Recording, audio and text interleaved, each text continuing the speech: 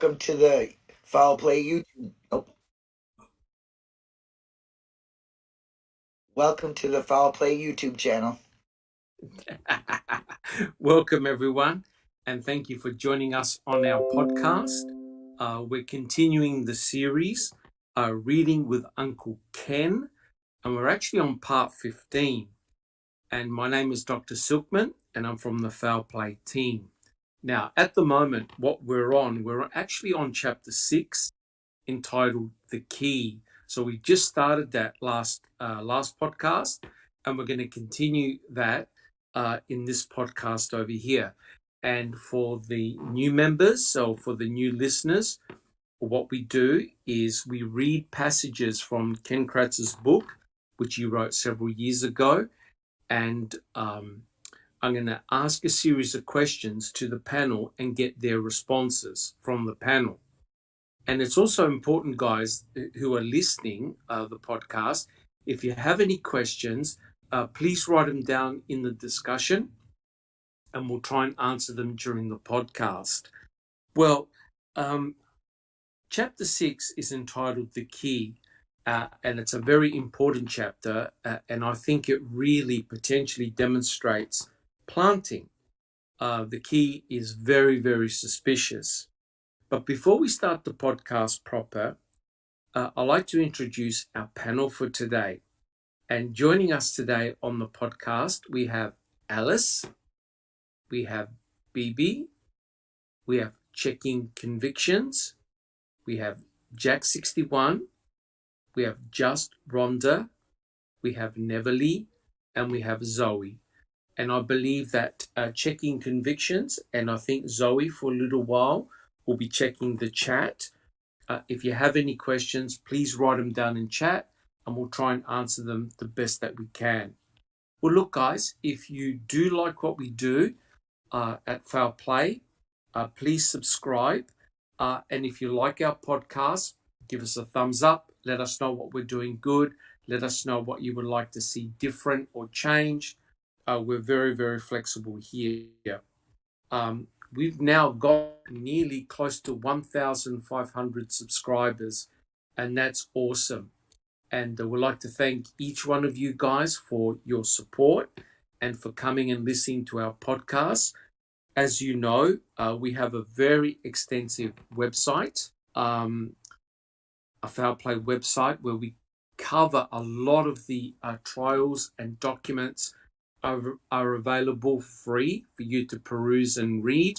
We have an extensive collection of photographs from the various trials, and a lot of people have worked very hard to obtain FOIAs to get those photographs and other documents.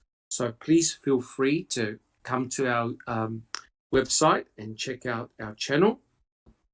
We also have a very active YouTube channel where we do a whole variety of presentations, for example, the podcast and also the open mic session that Jack61 runs, and we cover a whole variety of different topics.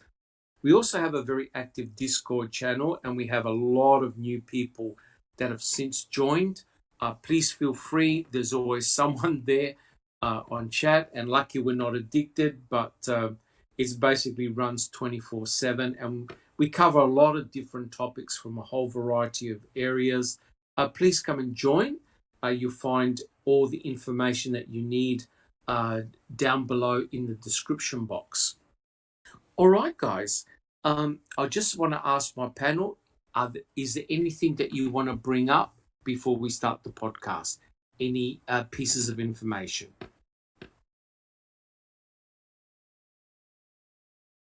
All right. Are we all good? We're all good. All right, guys. Well, what we'll do, we'll start the podcast proper, and we're on chapter 6.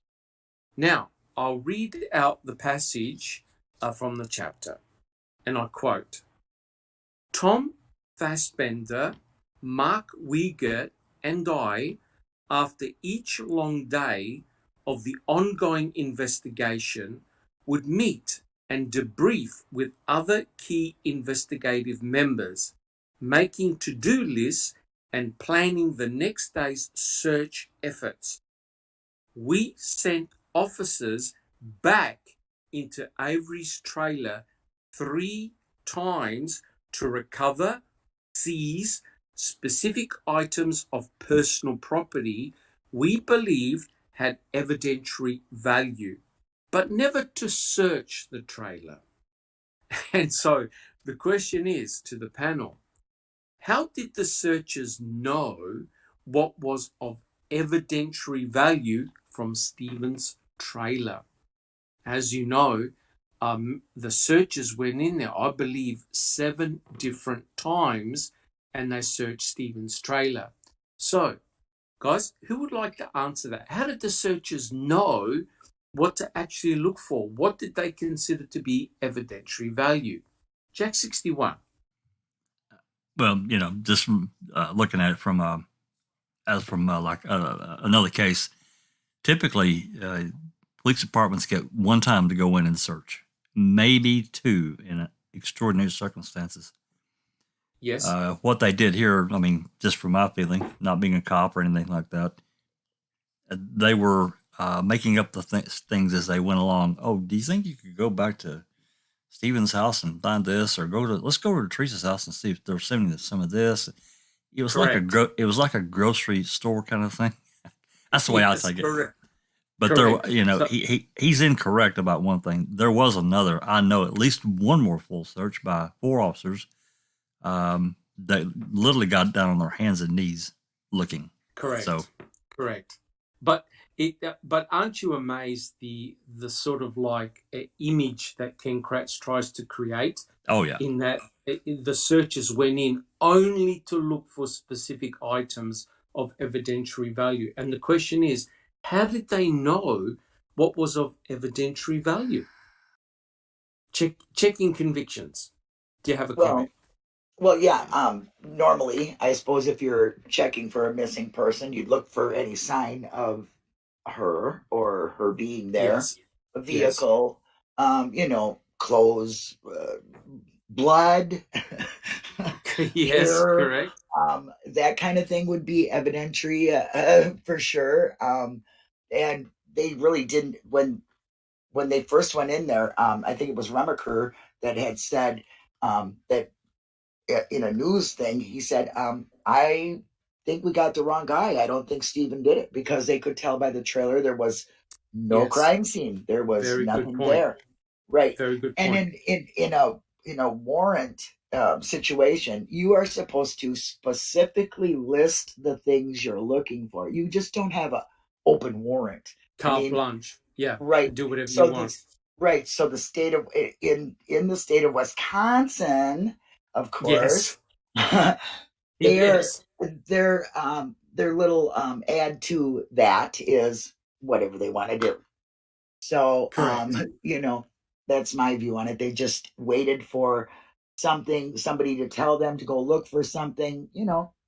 It looks like you go in and you'll find what we put there. Just look around. That's my opinion on it. Correct.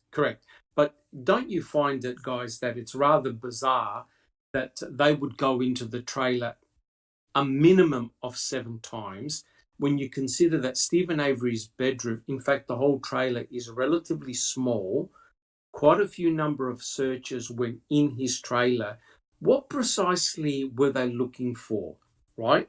And as Checking Conviction said, you want to look for, obviously, Teresa Horbach or her belongings, etc., but also to see if there's any evidence of a crime being committed.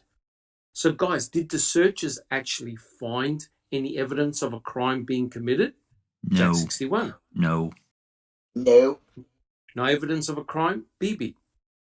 Well, yeah, if you count where Link threw the key down and then they found it. Correct. So the crime was actually by the searchers themselves, correct? Well, I believe so. Yes. But and also not forgetting, guys, that Colburn went in there before the RAV4 was found, and Stephen Avery said, "Yep, I've got no problem for you to come in and check the trailer." Did Colburn make any comments? Did he find anything nefarious?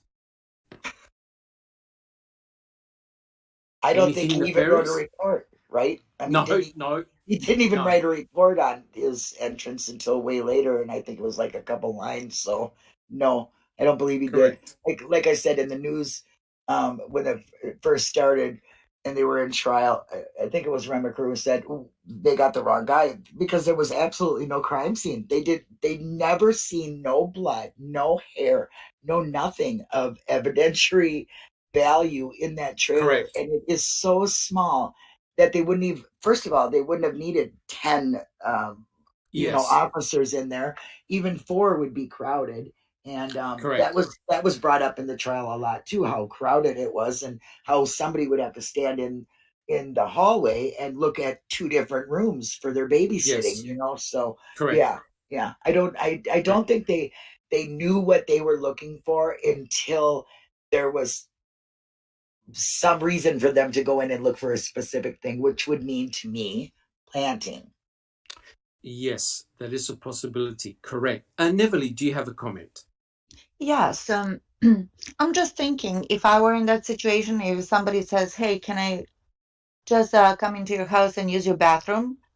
Unless my house is like spotless, I would say no. Let alone Yes. if somebody comes over and says, "Hey, can I look around and see if there's any evidence of this missing girl in your place without a warrant?" Correct. And they're, how guilty is Steven, thinking, "Oh yeah, I'm really guilty. I did this, but I'm gonna let him in without a warrant, just like that, spot checking." You know what I That's mean? correct. It's That's just correct. ridiculous. Correct. And he even admitted that afterwards, Yes, Colburn did. He correct. admitted, he And goes, there was nothing of evidentiary value. There was nothing out of the ordinary. There was nothing. correct. And would you say that Stephen was always compliant with law Absolutely. enforcement? More There you to his go. detriment, actually. To That his is correct. detriment. That's correct because he said many, many times he had nothing to hide. Yes. Alice, So do you have a note to comment? Thank. self, even if you don't have anything to hide, do not let anybody in. No, that's correct. That's correct. Thank you, Yeah. Neverly. Alice, do you have a comment? Yeah, I mean, you've got to remember as well, Doc, that Colburn went to Stevens on the 3rd and asked him if he could have a look about the house and everything like that. And Yes, he found nothing then either. But to me, in my opinion, that was him casing out the place to see what they could maybe charge him on. And I think they seen the gun on the wall, and he's went correct, back to the office and went, right, well, he's a felon. There's a gun in his bedroom, so we can get him on that. And that was how they managed to be able to get the arrest, because he was a felon. He was a felon and he had a gun, and correct. that was their way in. To me, that was their way in. 100% correct. Correct. And you know what the bizarre thing is, guys? When the searchers went in and they saw the gun, they didn't confiscate the gun the first time they saw it. They actually had to go back the day after and collect the weapon. And as we know, Stephen Avery got arrested on November the 9th for the gun charge, felon in possession of a weapon. A BB.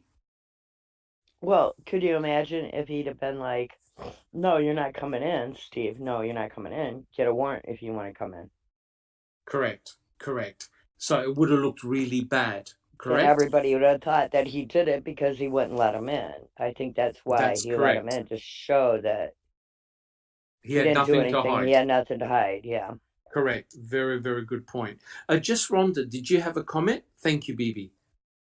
Yeah, I think I actually made this comment last week too, but that goes when you're looking at the date that they first entered, when Colburn first went in and looked on the 3rd, that goes back again to they only had 3 days, not 5, to clean up, as Uyghur said Correct. on so I think Yeah, that's a pretty, it's such a bald-faced lie that I just can't, another thing that I can't believe that the jury bought. correct. A very good point. That's correct because Colburn obviously would have been looking around and didn't find anything nefarious. And I think that's what really frustrated I reckon you're correct about the fact that Colburn would have gone back and reported to his superiors that, hey, look, I found nothing of a nefarious nature, which is very, very interesting. Bibi, do you have a comment? Didn't it go down something like that when the charges got dismissed for Penny Bernstein, didn't that also lose the gun felony? And then they had to actually say, oh, he's got a gun in there. Well, he's a felon. He's not supposed to have it. And then they put the felony back on him and then No, go get the gun? I think the No? gun was due to when he held up his cousin, that's right. Sandra Morris. Yep. Right, Because, but didn't it, they were rolled together, though, and when that Penny Bernstein got trapped, didn't that drop that? No. Yes, I don't believe it did, Bibi. I think that gun Okay. charge still, but apparently he got a hunting license. Is that Yeah, correct? how do you get the hunting license? I think there was It should have kicked up. Yes, sorry, Jack 61. Do you have a comment? No. I was just kind of chomping at the bit a little too much, but you were correct. You answered it because of the Sandra Morris incident. He was still a felon. Correct. You were correct. Correct. He actually served those 10 years because of the gun possession. The 18 years, the additional 8 was he was I think that for Sandra, on the rape. I think for Sandra the rape, Morris, I think for Sandra Morris it was 6 years. 6 years. Yes, Okay, something like that. So he served for that. He did correct, and he did an additional 12 years for a crime he didn't commit. He didn't commit, correct? Right. Yeah. But he should have been in the system when he went for his hunting license, though. That should have. Yes, I think there when was they a called that bureaucratic in, bundle. it should have kicked up. Yes, and that if you listen to some of the phone calls, Stephen Avery was bewildered. How come he was permitted to get a gun license if he was a felon? Checking convictions. Do you have a comment? Yeah, we have a comment from Sean. It says, so since Colburn was inside the trailer on the 3rd, how did KK get away with claiming they had 5 days to clean up? Jesus, Mary, and some fellow named Joseph. That's correct. That's correct. It's very disappointing when you read Ken Kratz's book. I mean, he's basically coming up with a whole slew of excuses for the way the law officers behaved, right? And it's really disingenuous when he tries to trivialize the mere fact that many law enforcement officers went inside Stephen Avery's trailer for long periods of time. And he was saying, oh, they weren't proper searches. You know, they were just sort of to get specific items. And so my question was, how did the searchers know what was of evidentiary value, right? And potentially the gun, but did they know that Teresa Horbuck then had sustained head wounds? Because think about it, the key, they would have got the gun before they looked at the cremains, before the cremains were discovered. Jet 61. Well, you think about things like his computer. If you remember, Wiegert had made some kind of media statement. They expected to find all this porn and all this other stuff correct on his computer. When they made that search, but again, it goes back to the integrity of the searchers and who was running the show.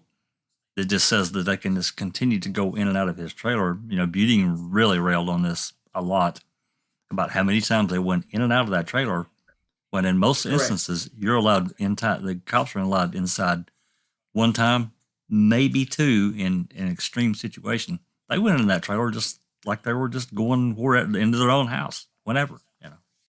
That is correct. And when you consider that his trailer itself was relatively small, they were in there for many, many times. And I still can't understand so in other words, Ken Kratz is giving them a reason, the law enforcement officers, a reason why they had to keep going back. Well, since his bedroom is relatively small, how come they had to keep going back? To me, that's just an excuse. Checking convictions. Do you have a comment? Yeah, that's definitely an excuse. And when you do serve a warrant, the people don't even have to be off of the property. That was another thing that was I found very unusual, is that they didn't allow them to be on their property. And well, at least in the state of Minnesota, if you have a warrant served on you, it's very specific of what they're looking for. Even if they find something else, they're not allowed to take it or use it Correct. against you. And you are allowed to be there.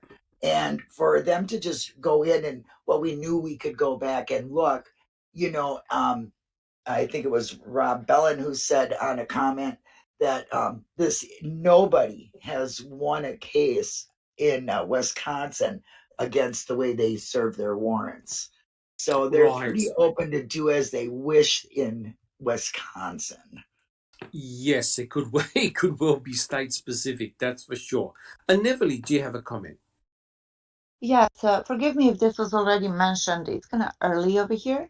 But yes, I agree with you, Dr. Silkman, that that was just an excuse for them to go back and look for more and more because, first of all, they didn't know anything. As you said, they didn't know if Teresa was dead or alive. She was just missing at that point. Yes. And the fact that they got him on the gun charge, that was just a reason. The gun was just a reason for him to be incarcerated, to check him in. Yes. And then they have it free for all.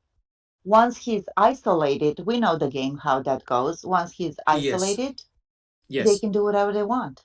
But It's too late at that point. Yes. And the big issue, and I think Jack 61 and Checking Conventions pointed it out, the family was not on the property. The family was not allowed back on the property. So you're now relying on the honesty of the investigators and the searchers to do the right thing, right? And all of us, conscience, exactly. correct. Yes.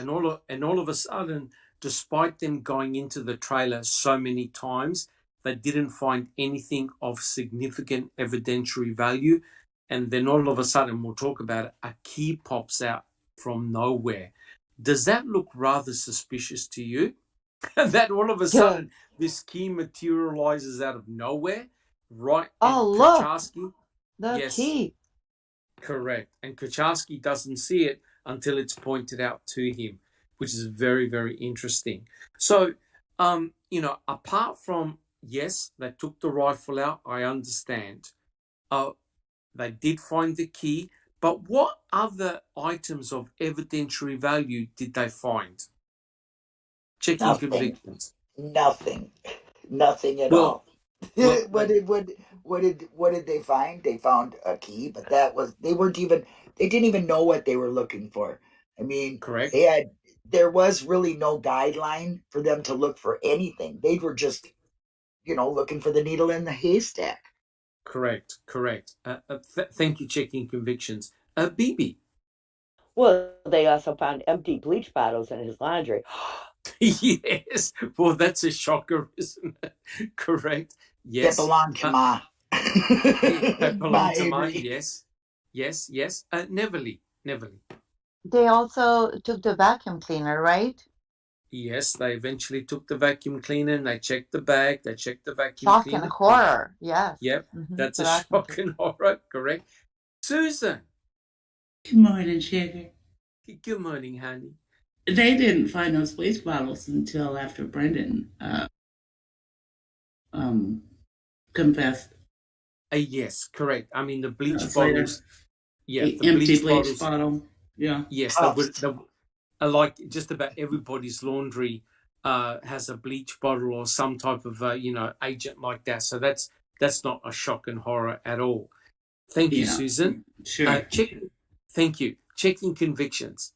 Another comment from Sean. We have no doubt all seen the TV shows where a DA will say, we don't have enough. We need to find something solid. Investigators are often driven by prosecutors' offices. Yep, correct. And they found cuffs. The cuffs, correct. And they found other items, which we'll discuss in a second. But I just want to spend 30 seconds. I'm reading a book at the moment, and I thoroughly recommend it to everyone because a really good comment was made. And that book's entitled Bloody Lies, a CSI Scandal in the Heartland by John Farrack. And if you want a case that is more twisted, actually more twisted than the Stephen Avery Brendan Dassey case, you must read this booklet. And you're correct, checking convictions. Searchers will be asked to keep on searching something until something, in quotations, is found. And if you read this book, you'll see the role played by Kofod, who was the CSI lab tech, and he went into a vehicle and he checked it from head to toe. I think they spent hours and hours and hours in that vehicle. They found nothing to connect the vehicle to the crime. And guess what? The investigators told him to go back in and see if you missed anything. Lo and behold, what does Kofod find? A drop of blood that is from the victim in this vehicle, right? So out of nowhere, this drop of blood that he missed, that all the other investigators missed, and he found it. Well, we know what happened. Kofod planted the blood in the vehicle. So it's very interesting that you make that comment to go back in and see what you've missed. Jack 61. Definitely recommend that book. I read it a couple of years ago. It's excellent. Oh, awesome. And awesome. Just to add to what you're saying is that how did they know that key was so important? They knew immediately. Correct. Right? Correct. They knew. Correct. They did. It's very, very interesting. Alice, do you have a comment? Thank you, Jack 61. Yeah, Smart Duck has just joined the chat and he says the fact that there wasn't any forensic evidence found is circumstantial evidence that no crime took place. That's the only real evidence found. Correct. 100% correct. Very, very good observation. Think about it, guys, right? They've got a hypothesis and a reasoning that Teresa Halbach was assaulted or whatever, or murdered within that trailer, right?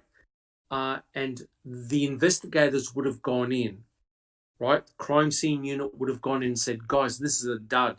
This is a bust. There's nothing here, right? So they would have been very frustrated because they couldn't link Teresa Halbach with being inside that trailer. So magically, the key pops up. Neverly, do you have a comment? The scene from Ma'am, I don't know if it's 1 or 2, when Kratz has Asbender on the stand, and they were going over the evidence, whatnot, or it was somebody else. At one point, Kratz says, well, how many items of evidentiary value did you see? And Asbender said, upwards of 900. Yes, correct. But I think that Jerry Buting was fighting for it, and he said, but there was nothing actually that linked anything, Teresa being in the trailer or the garage. Correct. That's but correct. Then Kratz interjected and he said, yes, but there was that note for sale sign and the note with her phone number at the back door, which Sean Maroney actually just reminded me. He said that in the chat. Thank you, Correct. Sean. Yeah, Correct. I mean, those are desperate attempts to link anything. I mean, we're talking about a phone number from a photographer that's coming over. Correct. How suspicious and nefarious is that? That's and right. a for sale sign. That's right. Someone that you've used many, many times in the past. Correct. Correct. Yes. So it is an act of desperation. And I believe that Ken Kratz, in part, wrote this book to give an excuse to what the investigators were doing. Because as Checking Conviction said, in Wisconsin, it seems like you can make up anything you want. Susan, do you have a comment? Yeah, Kratz loves to say that, all the earlier searches were just cursory, and then they did detailed searches. But the truth is, on the 5th, they had 3 men in there for 2.5 hours in that tiny trailer. Correct. And I'm sure they concentrated on that bedroom, That's a pretty detailed search for 2.5 hours. That was not cursory. No, No, it's not. But you see, guys, here's the problem, right?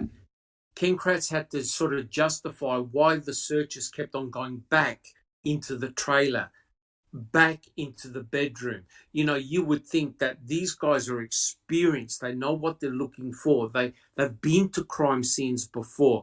They know what to look for. They couldn't find a damn thing. So they would have been very, very frustrated. And the searchers would have been told, go back in, go back in. Did you miss something? Did you miss something? And all of a sudden, out of nowhere, the key pops up. Alice, do you have a comment?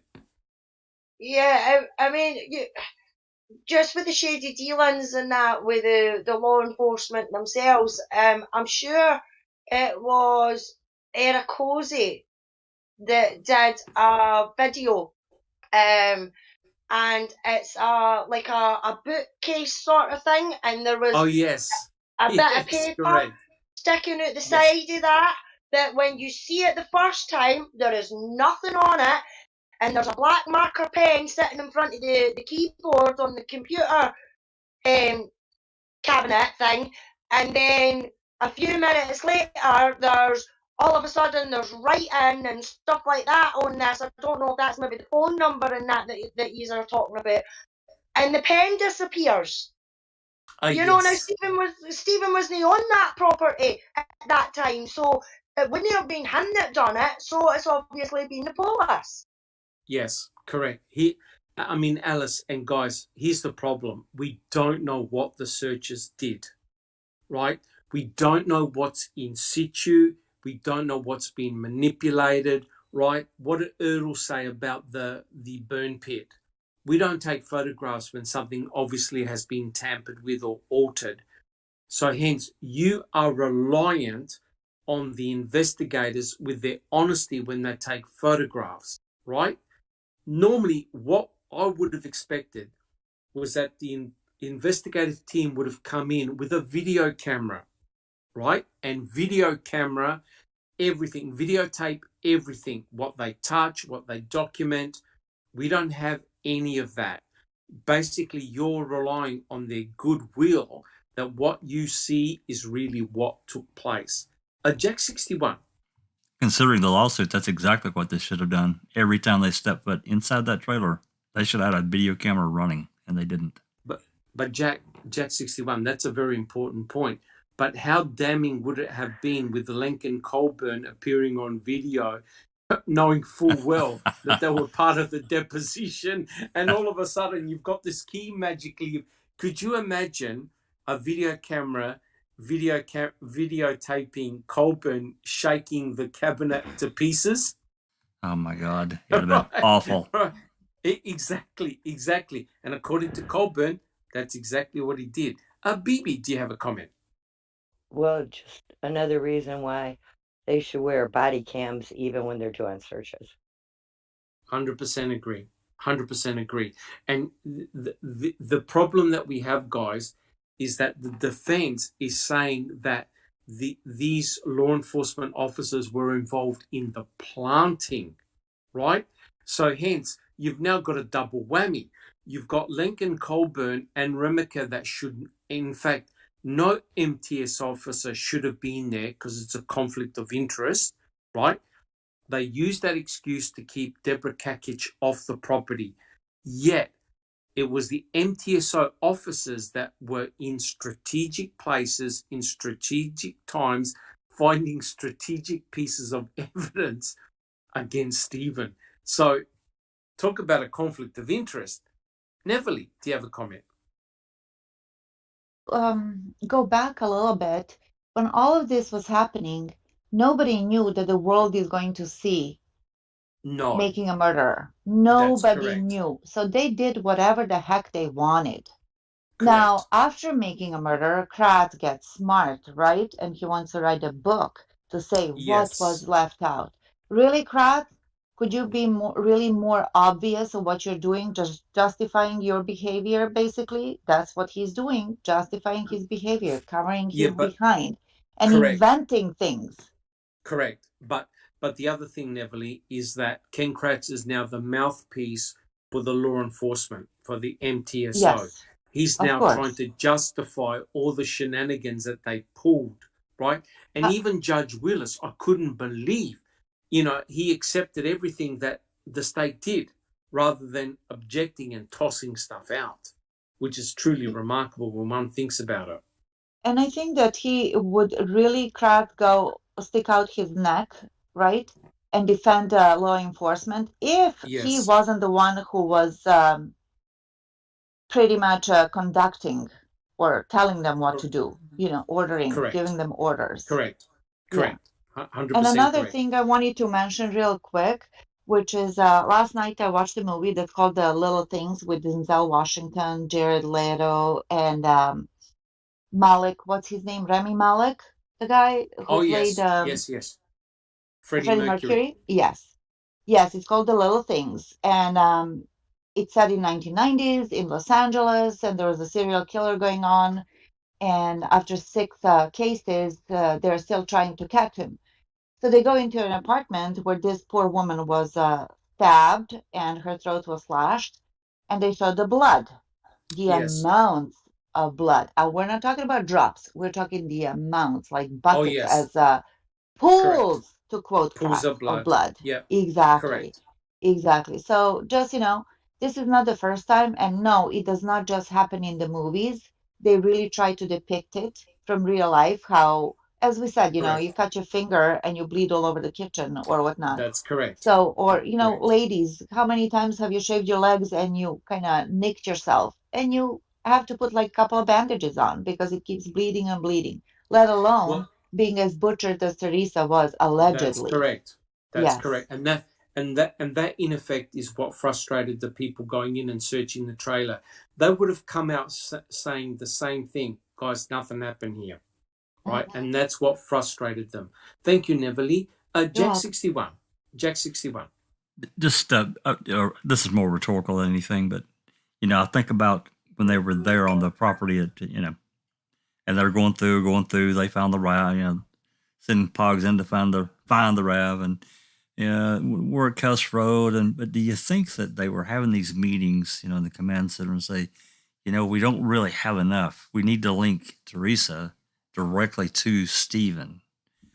And so all of a sudden on November 8th, which of course we all commented was a banner day, all of a sudden they get a little help from a key getting kind of thrown down on the floor. Oh, what do we got there? Oh, it's a key. Get that to the lab. Correct. Correct. I think they helped the case.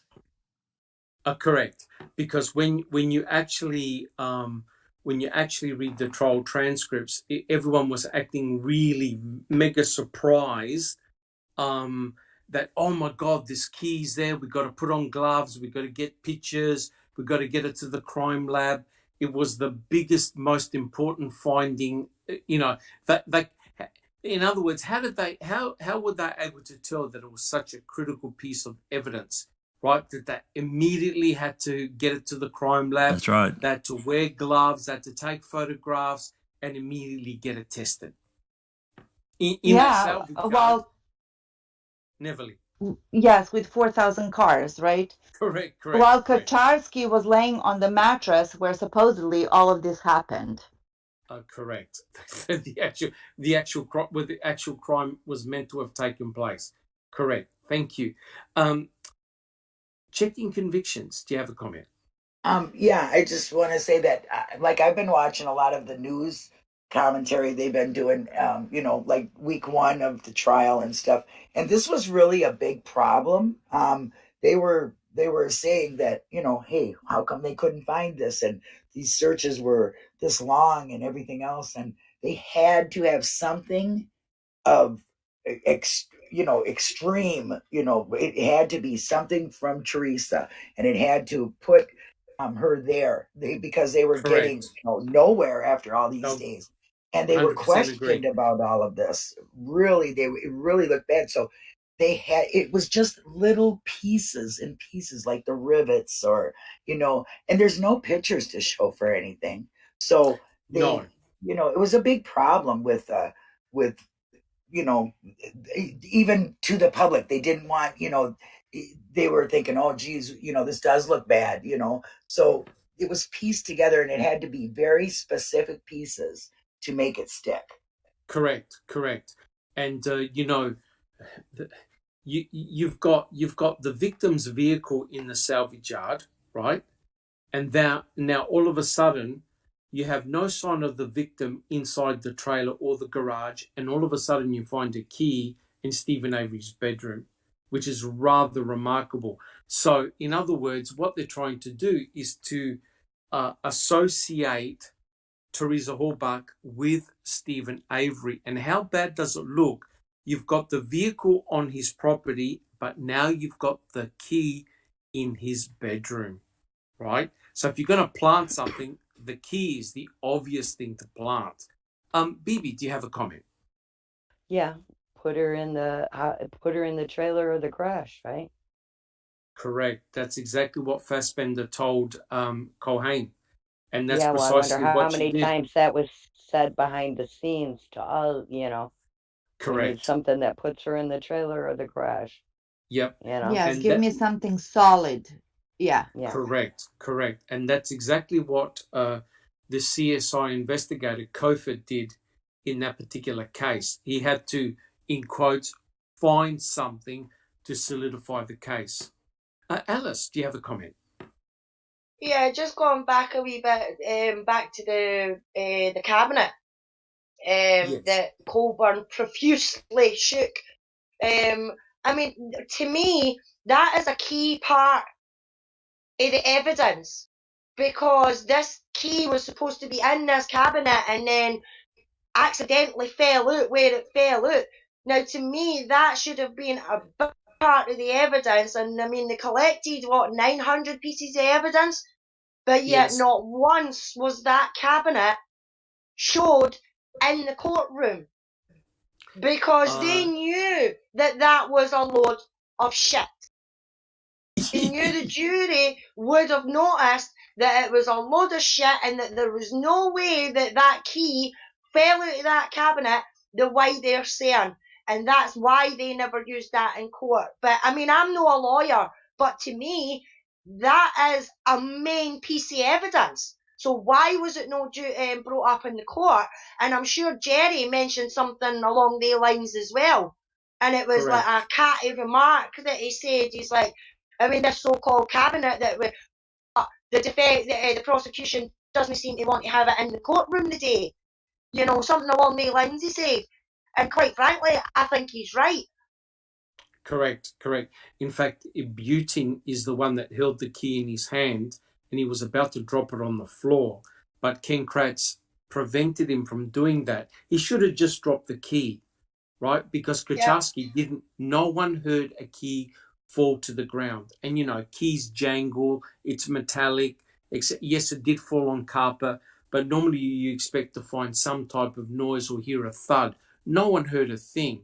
That was very highly suspicious.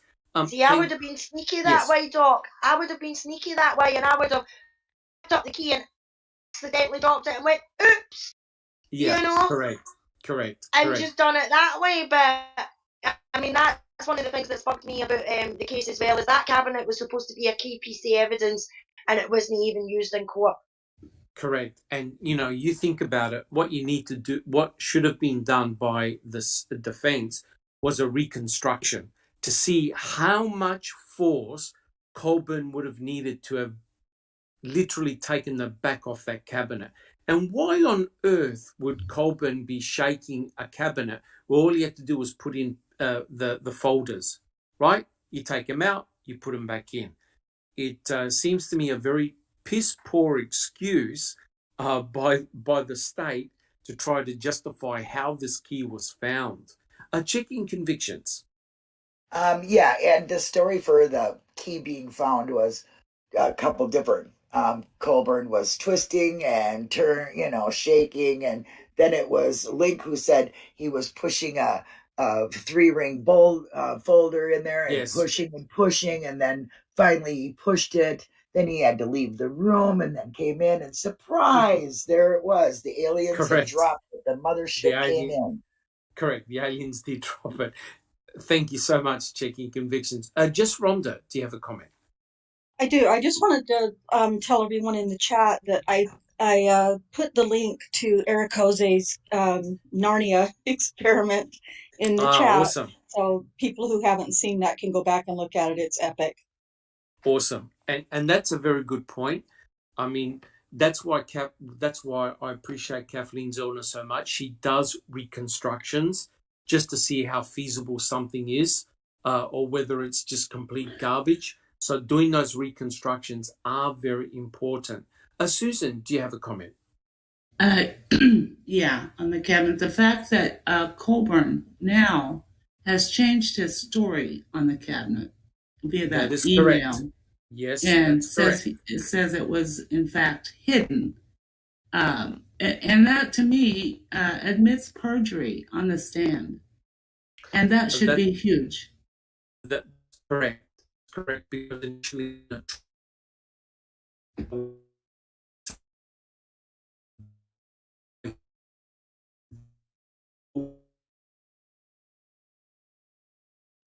Uh-oh, we're losing Doc. We're losing you, Doc. Yep, gotta go out and come back in, I guess. Yeah, I thought maybe it was me. He's in Narnia looking for the key. Yeah. Go out and come back in, Doc. Make sure you've got a rope attached. He's Yeah, shaking the exactly. cabinet. Yeah, well, I'm just gonna say what Sapper Cop said. He goes, remember, most bad lies are badly embellished, and that's correct. Yes. Once you start embellishing, and expanding your lies and explaining too much and offering too much information, we know you're lying. Yeah. Yes, absolutely. Exactly. He was frustrated with that cabinet. Yes. Yes. Oh, He my. manhandled it. He was rough. Yeah, only that Almost like- cabinet. How come he wasn't shaking other things? He never mentioned Almost like he knew that cabinet was going to yield it him. was that, yeah, Oh, you're the back, Holy Doc. Spirit. Can Are you you hear back, me Doc? now? Yes. Yeah. Yes, you're back. Awesome. Okay. Damn Wi-Fi. Yeah. Sorry, guys. Neville, did you have a comment?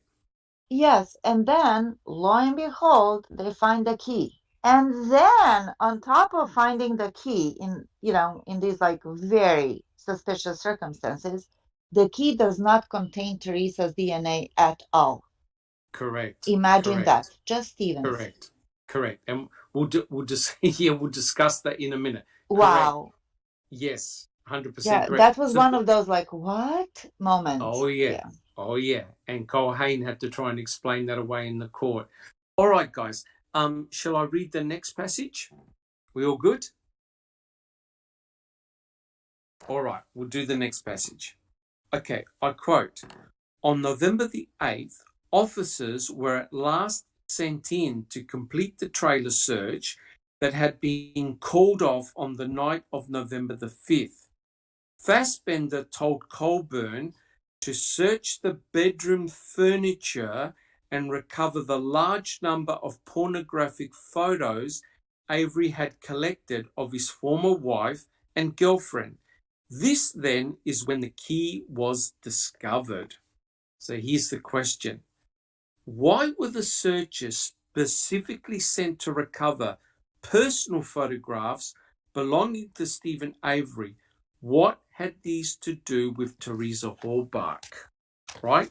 So one moment, guys, before you answer. Who knew that Stephen Avery had pornographic photographs? Somebody had to have gone in there and seen them. So now you can see that, okay, Colburn was told to go and collect those photographs. Interesting. Alice? They were just trying to make him out to be a pervert. Correct. Basically, that's my opinion. They were just trying to make him seem as vile and perverted and everything like that. You know, if he's got pictures like this, his girlfriends and that, then what other pictures and that has he got? It was Correct. all tarnish his character and make him look as most perverted as they could. Very good point. Yeah, Very but how good would they point. know at that time? It just So, tells you know, me they what- searched that cabinet on the 5th. Yeah. They knew they were there. Yeah. 100% correct. That's why. So they knew they'd seen these images before, yet they asked Colburn to go back in. So that, in other words, they actually gave Colburn an excuse to go specifically to that cabinet. Isn't that very interesting? Checking convictions. Oh yeah, I'm just going to embellish what you were saying about making him look bad. At that point, they really had nothing. They were trying to come up with their narrative, and the only thing they could think of is let's make him a pervert, you know? Okay. Correct. But really, it was to give them, hey, go on in there, mess around with that cabinet. Your buddy Link's going to come by and drop it for you. And then, you know, Kacharsky, he's seeing aliens, so don't pay no attention. He won't be babysitting you. So it was just Correct. an excuse. But at the same time, they're trying to get the public to think that this is a pervert. He is a sex-driven killer, and Yes. that's Rapist. yeah, that's what I think they were trying to do to start that narrative in the public's head first. Correct. 100% correct. Unless they had Evan. an informant. Oh, that could be true. That could be true. And we know that there was a confidential informant, his cousin. Yes. Whether his cousin knew about these photographs or not, I don't know. But it tends to suggest that if they said something about going to that particular cabinet, it meant that they had seen those photographs before, told Colburn to go and give him an excuse to go to that cabinet. That's what it seems to me. How about this? Why would they even care about couple of 3, even a dozen of Playboy magazines? You know what I mean? Which Correct. at that time, every household that had a male in it had it because of the And articles, right? correct. Because And it they So wasn't why is that significant? Or is this Ken Kratz's hind vision, which is 2020, and now he's again justifying his bullshit because later on they made it sound like she was raped and cut up and whatever. well, doesn't it fit back to the 1985, you know, the rape this that they got wrong? yes. They're going to go on that. They're going to, you know, well, maybe, you know, he might have not did that, but he's capable of this. So, you know, Yes. I think that's what they were trying to put into the public's eyes. Well, it's all part of the persona that Ken Kratz is trying to build up against Stephen. Because remember what The cat. Ken Kratz, the cat, and Ken Kratz said that Stephen Avery had lured Teresa Hallbach to the property. And remember the bathing suit incident that he came to the door dressed in only a towel, right? So, you know, he's a sexual pervert, etc., etc. It's all part of building this persona against Stephen. Jack 61. Oh, wait. I thought Rhonda, did you have a comment first? You go ahead. Rhonda. Thank you. I just something that I always wanted to talk about and I can never remember, but right now it's on my mind, and that is why were they even asking Colburn to go in and do anything? Nobody should have been asking him or Lank specifically to go in and do anything because they were not supposed to be a part of the investigation. So That is correct. you know, that's something that's another part that's always just really stuck in my head. There was special equipment. Yeah, they do. They have Correct. special planting equipment, right? Correct. But the problem is, right, Ken Kratz had to provide justification why Colburn went back in and he found the key with Lenk, right? So he had to give an excuse as to what Colburn was doing back in that trailer. Alice. Yeah, Smart Duck has said, did they just move the stuff from the top of the unit, or was it taken into evidence? If it was in evidence, why was there anything left in the cabinet in the first place? Which is actually true. You know, the Coburn's supposed to have taken this cabinet and everything like that. But when you see the videos, there's still money on the top of it. There's still magazines in it. There's still stuff on the top of it. It just doesn't make any sense. No, but you see, that's the problem, Alice. In that is we don't know what's in situ. We don't know what's been manipulated. We have to just go by on the photographic evidence that what we've got. See, that's the issue. everyone is scratching their heads. People are looking at the RAV4 and still thinking, is there one RAV4? Is there two RAV4s? It's because people are very confused about the actual photographs. Check 61. I'm thinking back, and I'd have to go back and reread this because it's been a long time. But I'm almost thinking back. I'm remembering this last search when they found the key, that they actually went off search. They were actually in the living room, if I'm remembering. And Coburn said he wanted to search the bedroom again. I'm gonna have to go back and reread that. I'm not even sure he was supposed to be back there looking for porn on that on the search that they found the key. But I'll have to reread it. But what I can't understand is these are obviously private, intimate photographs. Why did they have to specifically go and collect those?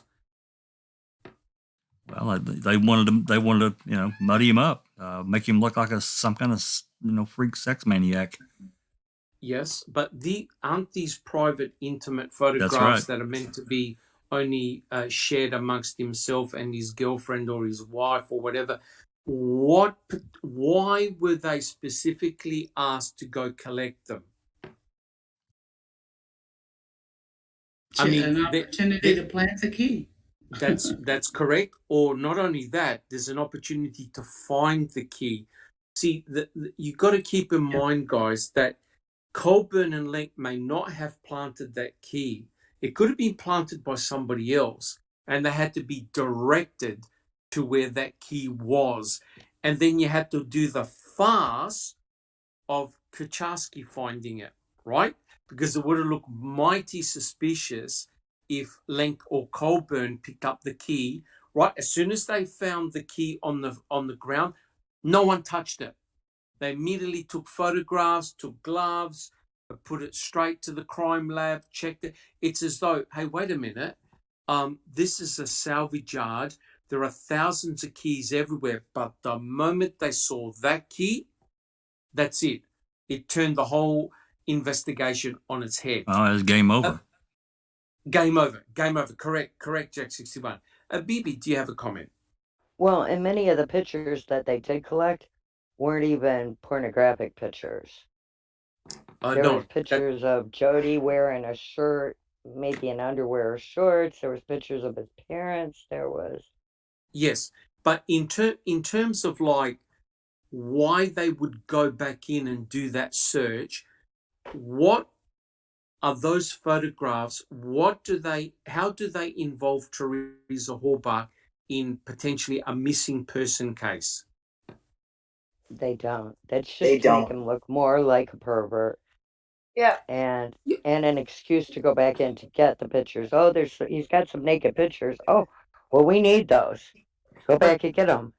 But the amazing thing is, guys, is that Stephen Avery admitted watching some adult films on the 31st. He even told them what he watched. He had no issues or problems saying, oh, look, I saw a couple of adult movies and I went to bed. Right? He could have kept his mouth shut, but he was open and honest. So how on earth is going back in, getting those photographs, how was that involved? I could understand them finding a gun. That's fine. But photographs? To me, it seems like an excuse to get Colburn to shake that cabinet. That's the feeling. Paul Ward says also to maybe embarrass his girlfriend and hopefully get her to turn on Steve. Oh, yes. Yeah. Oh, yes. 100%. That's exactly what they were trying to do. Remember when Jody Stokowski was interrogated by, was it Wiegert and the lady? What was the lady's name? Baldwin, right? The way she was pressured. They wanted someone to turn against Stephen until they found the weakest link, unfortunately, in Brendan. Alice, do you have a comment? Yeah, Kim Hogan says this case should have been thrown out then and there and then. Conflict of interest. How is it even allowed that they were let anywhere near the crime scene? Which is completely true. I mean, even with Colburn going to Stevens on the 3rd, He shouldn't have been anywhere near that. He'd been deposed, you know what I mean? And the depositions and that. He'd just done a deposition. He should be nowhere near that property. None of them should have been near that property. You trying to tell me that they couldn't have got enough police to cover that property between Green Bay and Brown County and Appleton and all the rest of them? Yep. Why was Manitowoc even on that property? Yep, there were hundreds of officers and other personnel on that property. Hundreds. Checking convictions. Do you have a comment?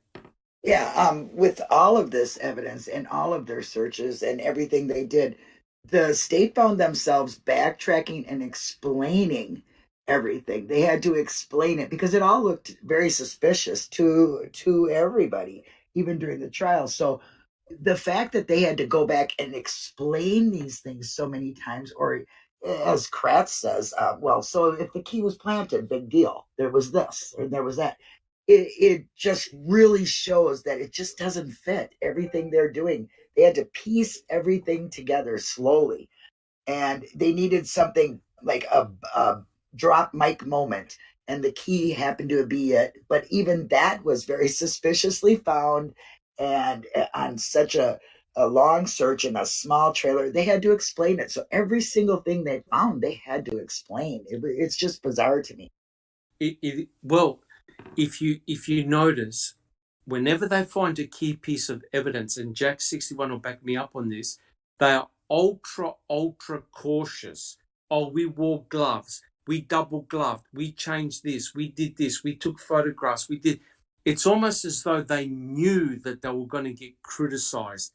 That's not how an investigation works. I mean, you go in, you seize potential forensic evidence, and it's, standard operating procedure. But all this forensic evidence that they found, they went out of their way to write, oh, we changed gloves, we did this. It's almost as though they knew that the defense was going to criticize the way they handled the forensic evidence. And here's a question, right? What would have happened if Deborah Kakach went on the salvage yard, right, and discovered cremains? Now, if they're saying conflict of interest, would all that evidence that she found be suppressed? Yes or no? No. Well, I mean, No. given how they treated the Manitowoc officers, I don't see how they could possibly have, suppressed the evidence, because she was the one that should have been in control of it anyway. That's 100% correct. So, in other words, she never had a conflict of interest, but they prevented Deborah Kakach from stepping foot on the salvage yard. Colburn and Link were being deposed, right? They gave depositions. They were part of the civil suit. They found the key. Should that key have been admissible? No. No. And Yeah, if Deborah was on the scene, she would have played the game the way the rules are supposed to be. So it would have been more believable if she would have went there, seen bones, which they should have found on the first search anyway, if they were looking at the property. She would have gridded it out. It would have been correct. Pictures. It would have been more believable. They wouldn't even have had to explain anything. I mean, anything they found from that point on would have been okay, I would think. But the state did not want her involved because she would not play by the dirty game of Kratz. Correct. Well, correct. That grid she would have laid out would have clearly showed that the bones were dumped there. Dumped. 100% correct, BB. That's if they let them out of the box, even, Correct. I mean, the only one that this whole case that didn't have the conflict of interest was Deborah. Yes. The whole scenario. So if she'd have went in and she found the key and she found the bones and she found the burn pit and everything like that, it would be more believable that something actually happened on that property. Because as Linda says, she would have done the grid, She would have took photos, in situ photos, everything like that. And I mean, no matter what documentary or police show or anything like that I've watched, I watch Oak Island now, and if they find a wee bit of charcoal, they grid it Yes. all out and everything like that. They put a marker where it was found. They wear gloves, they pick it up, they put it in a bag, they initial it, they put on where they found it, everything like that. And it would have been more believable if she had been allowed on that property, because she was the only one out of the whole lot of them that was involved in that case that did not have the conflict of interest. Correct. So, would you say that the key was found under suspicious circumstances? Neverly. Yes. To answer your question, absolutely yes. And I Right. think that just to go back to your Deborah Kakach question, if she showed up over there, she would have stopped them in their track and say, breathe. Nothing makes sense over here. Correct. She would have called their bullshit right then and there. So, Correct. and then, yeah, But for her sake, it's good that she didn't show up, because who knows, speculation only, would have happened to her afterwards, how she would have been shut up, because I don't think that she would still, hold on to her guns and say, no, this is what I found. I'm not going to change the report. correct. Right? But yes, 100% correct, Nibley. But why is finding the key so suspicious? Jack 61. Well, there's a number of reasons why. number of reasons why there, but of course, the multiple searches that they had yielded really nothing at all of it, any evidentiary value. That's number one, and they had already been there since the 5th, which brings up another point. Is that you remember during pretrial that Beauty and Strang they railed hard against these multiple entries into the trailer, which was another point that I was making earlier. Generally, they're given one shot into a residence, and that's pretty much it. If you got to go back in, it's got to be really extraordinary. And that's just not how they were allowed to operate. Maybe Wisconsin's different, but I don't think it is. Yeah, but Willis is like, okay, yeah, that's fine. Yeah, that's correct. That's why in part we're reading the book, because Ken Kratz is actually trying to give them a way out. Oh yeah. As in anyone looking at this case from outside must be scratching their head thinking, wait a minute, you go inside a bedroom or a trailer, you do a sweep, you look for anything of suspicion. These guys were coming in willy-nilly, doing whatever they wanted until they found something. That's highly, highly suspicious.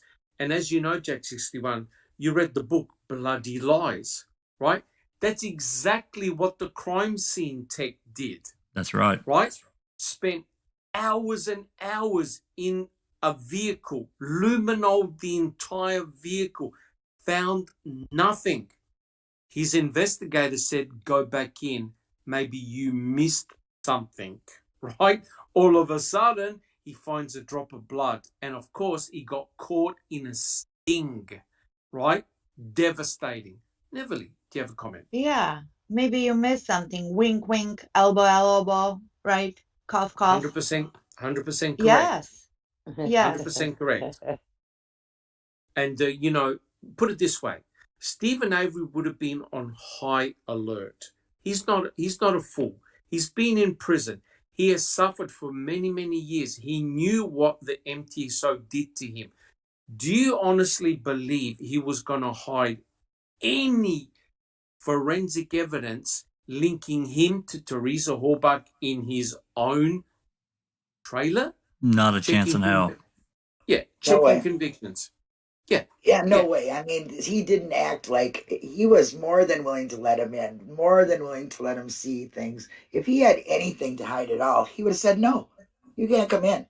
Get a warrant. Correct. He would have been fighting them tooth and nail to make sure they did it a legal way, because of what he's come through. So he said, hey, I'm innocent. I have nothing to hide. Come on in.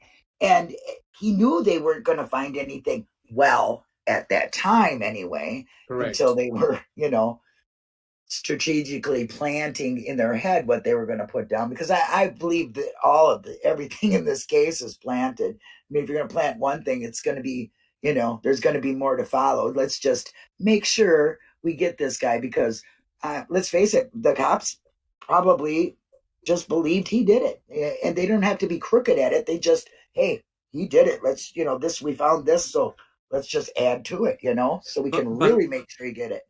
Yeah, but also from a media point of view, how devastating would it have been to Stephen Avery to say, Teresa Horbach's personal key happened to be in his bedroom? How devastating would that have been, right? So in effect, that's the perfect thing to plant. Yes, you can plant the vehicle on the property, but it meant that anyone potentially could have put it there. But to have the personal key of the missing person in your bedroom, that's really damning. Bibi, do you have a comment? Well, and it seems like they planted the key in the bedroom to either A, make it look like he was going to go do something with the car later on, and Correct. B, that he's like a serial killer and collecting souvenirs 100% correct. from his 100% victim. correct. But on that junkyard, he could have, if he was a serial killer and wanted to save that key, he could have hid that key in so many places. They'd have never found it. Like in the Correct. rafters of one of the outbuildings that are there, underneath his Correct. own trailer. Correct. Correct. He essentially had 40 acres that he could have placed anything anywhere. No one would have found the damn thing. But he puts it conveniently in his own bedroom, in the cupboard, Yes. knowing full well that searchers were going to tip his whole house upside down. It honestly makes no sense whatsoever, BB. Yeah, I agree. He could have hid it so many places. Correct. Correct. All right. So do we have any more comments on that one? Well, just a real quick Checking one. divisions. Yes. Yeah, like you said, he's on a junkyard. There's hundreds and thousands of cars there. Why did they see one key and then, like you said, just, don't touch it, get gloves? I mean, how did they know it couldn't have been for a key or for a car that he just found? I mean, how did they know that? That's kind of a real strong question in my mind. Yes. Correct. The thing that gave it away, guys, was the fact that it had Toyota on it. But let's think about it, right? Most people don't just have their car key on the key ring. Most people have got a key to their house, a key to their car, a key to their workplace. They have a bunch of keys. They only found one key, yet they all jumped up and down like a bunch of banshees and thought, don't touch anything. Get the camera out, photograph it, get gloves, bag it, send it straight to crime lab. To me, they knew the importance of that key. They had one or more of them had foreknowledge of the importance of that key, right? And it looks so bad because you've got Lenken Colburn, who should not have even been there. You've got Kaczarski, who's sitting on the bed. And these guys are looking for forensic evidence. And Kaczarski's sitting on the bed, allegedly where Teresa Horbach was chained up with handcuffs and leg irons and raped and throat slashed and stabbed. It's a complete farce, right? And that's why I believe the key potentially could unravel this case completely. Now, I know I'm being a little bit nefarious in this, but what about Tom Sawinski and his observation? Two men pushing a RAV4 onto the salvage yard with the door open. They're steering it, which means they've got a key. Guys, how does Sawinski's observation now turn this case? What happens now? Who's got a comment? Jack 61. Well, I mean, if it's true, it destroys the case. It completely destroys the case. It's done. It's over. Correct. Of course, Correct. they're going to come back and say, "Oh, well, they're the unnamed accomplices or whatever." Bullcrap on that. But correct. I'm sorry. So no. Go, Jack 61. Shane Henry's got a comment to ask how long was Link in the trailer before he pointed out the key. And as I'm recalling, somebody please correct me if I'm wrong, but if I'm recalling, they were in the living room area about an hour, and they were getting ready to go, and Colburn decided to search the bedroom. I think that's right, but others can answer maybe better. Yeah, correct. In the actual trial, Jack, they actually state the amount of time that they spent at each search, and I believe on one occasion they were in there for about 2 hours. So, it's honestly, you could almost paint a house, or you could paint a room in 2 hours. You can completely search a room in 2 hours. The whole thing stinks and looks very, very suspicious. And that's why Ken Kratz has to now explain in a book, oh, jeepers, they were in there 7 times. And all of a sudden, Colburn decides to shake the living hell out of this cabinet, and out pops the key. But yet not spill the change. Correct. You're right. The photographs look really weird. Like if you shake a cabinet like that so viciously, everything's going to fall out, change, everything. And normally when you're looking for forensic evidence, you need to be careful. You wear gloves, you treat everything with care, you make sure you don't disturb anything. No, it's very, very suspicious. All right, guys, are we happy to continue? Yeah? All right. So if we have a look at the next passage, and I quote, this is a bit of a long one. I quote, Colburn says, those first entries were very targeted, with one of the lead investigators telling us to go retrieve the computer, or the guns, or the ammunition, or specific documents on Avery's desk. But it wasn't until November the 8th that we were instructed for the first time to complete a thorough search of all the rooms and furniture.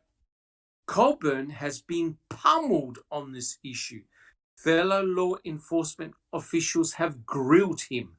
The prosecution team pressed him, as did the defense attorneys. And finally, he's been battered and hung out to dry by the media, including Making a Murderer, questioning how such a crucial piece of physical evidence simply appeared on the Avery bedroom carpet during that much scrutinized search. So here's the question. Why did the searchers go back in Stephen Avery's trailer on November the 8th? Susan? That was my point earlier. That their search on the 5th was not a targeted search. It was more of a thorough search. They weren't looking for specific things. They were searching for 2.5 hours. And the only reason they went back on the 8th is, I think, to find the key. Although, isn't there some paperwork that says they found it on the 7th? I'm confused about that. But it's the 8th. The consistent date is the 8th. The 8th is a magic date because that's where they found the plates, and they also found the cremains in the burn pit. So the 8th seems to be the most damaging date, where all of a sudden they're finding all these key pieces of forensic evidence. But you're right. They had to have an excuse to go back in. Very interesting. Thank you, Susan. Checking convictions. Yeah, they had to, after they found the vehicle, which wasn't there the 4th, but turned up on the 5th, Correct. They had to link everything else with it, the key, the license plates. They had to just put in the missing pieces to the car, to her car to make it, this all fits together now. Here we got the key, we got the license plate. Oh, and we find bones now, which they Correct. should have found right away, Correct. in the first day or two searches. So they just needed them to go back in to link up all the rest of the things that made it more solid, because they didn't have anything. They were grasping at straws. That is 100% correct. They're building up a picture. But now, guys, let's don't muck around. Tom Sawinski, his observation, if that's true, it doesn't matter who those two men were. The mere fact it wasn't Stephen, it wasn't Brendan. And they've got their hands on the victim's vehicle, the Toyota RAV4. That completely turns the whole case upside down. Right?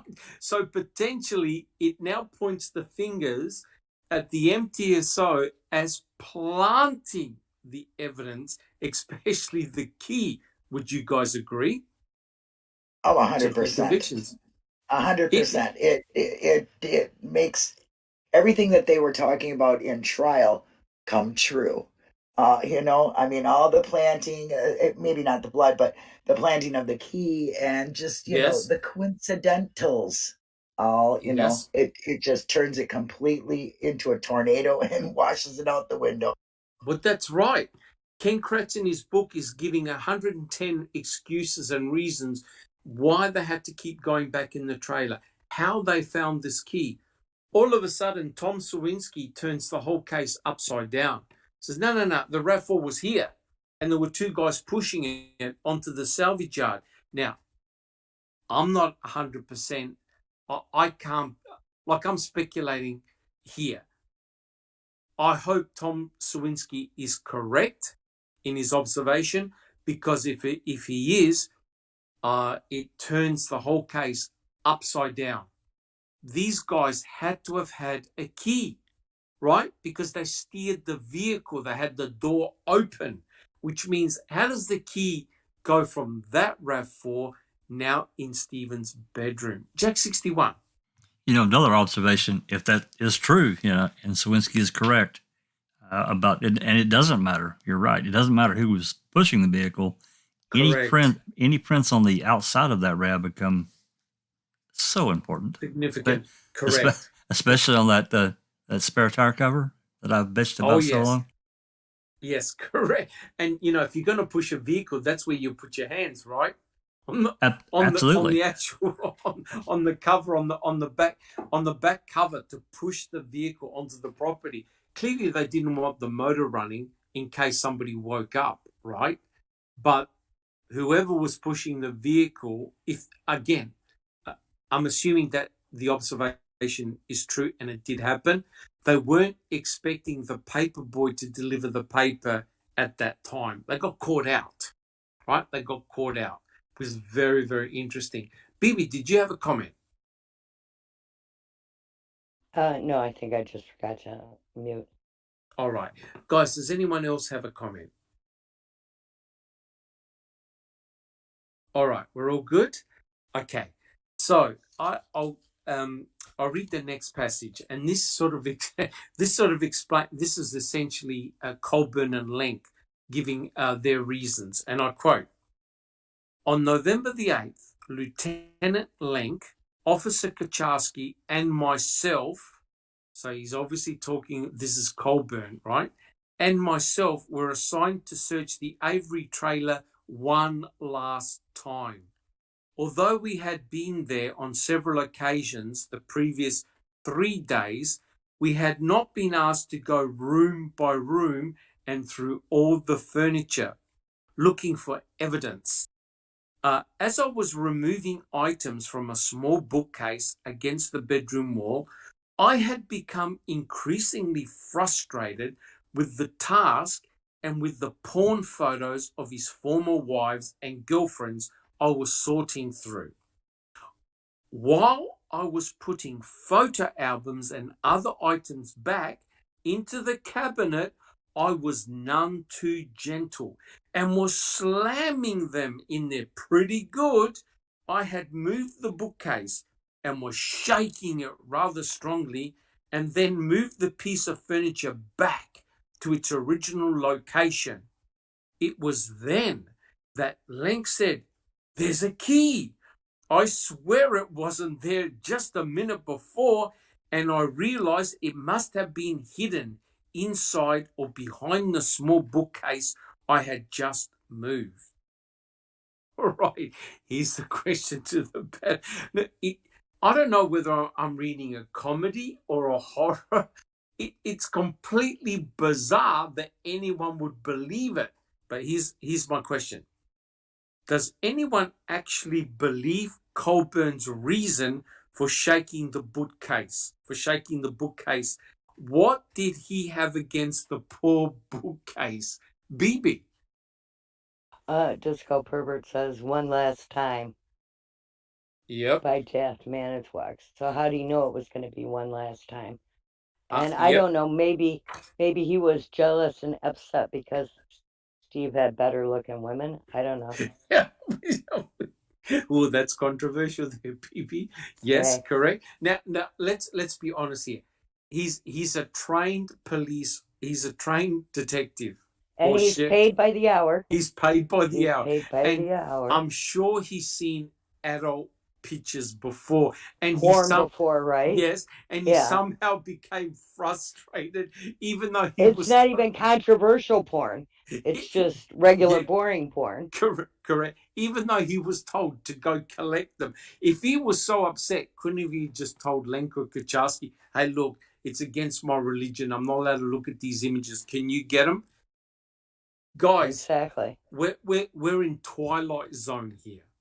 He is a they shouldn't trained even been officer. there in the first place, right? Correct. He's a trained officer.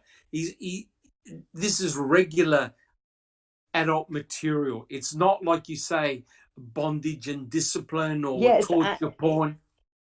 Yeah, it's amateur, homemade porn.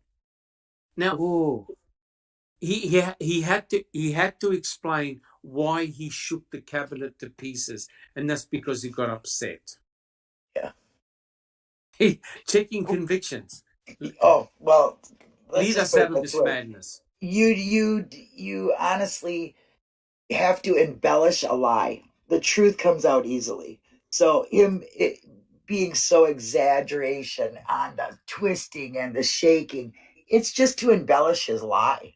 Because that's what I think. I think it's just to, you add more onto a lie. The truth is a simple thing to explain, but this whole key finding wasn't. So in order to, make it believable, they say, he says, "Oh, I twisted it and I turned it and I was really frustrated and I was mad about this because I had to go do this." That's just to embellish his lie, to get, to somewhat make somebody think something differently other than, "Oh, the key was planted." They got this to go on now to kind of sidetrack them, Yeah, because in my opinion, they knew it was going to look bad. They knew it was going to look fishy, so they had to come up with some ridiculous excuse for how this key materialized out of thin air. Jack 61, do you have a comment? 2 comments. First, it reminds me of a big old fish story, Yes. Somebody catching the 27-pound largemouth bass at the base of the dam, and it was 5 a.m. I could barely see. It was foggy as hell. He just Anyway, and it turns out, correct. So that, and of course it was and in reality, it was a 2-pound bass, and he almost fell. He probably fell in actually getting the damn thing, and probably threw a stick of dynamite in to get it. But anyway, I digress.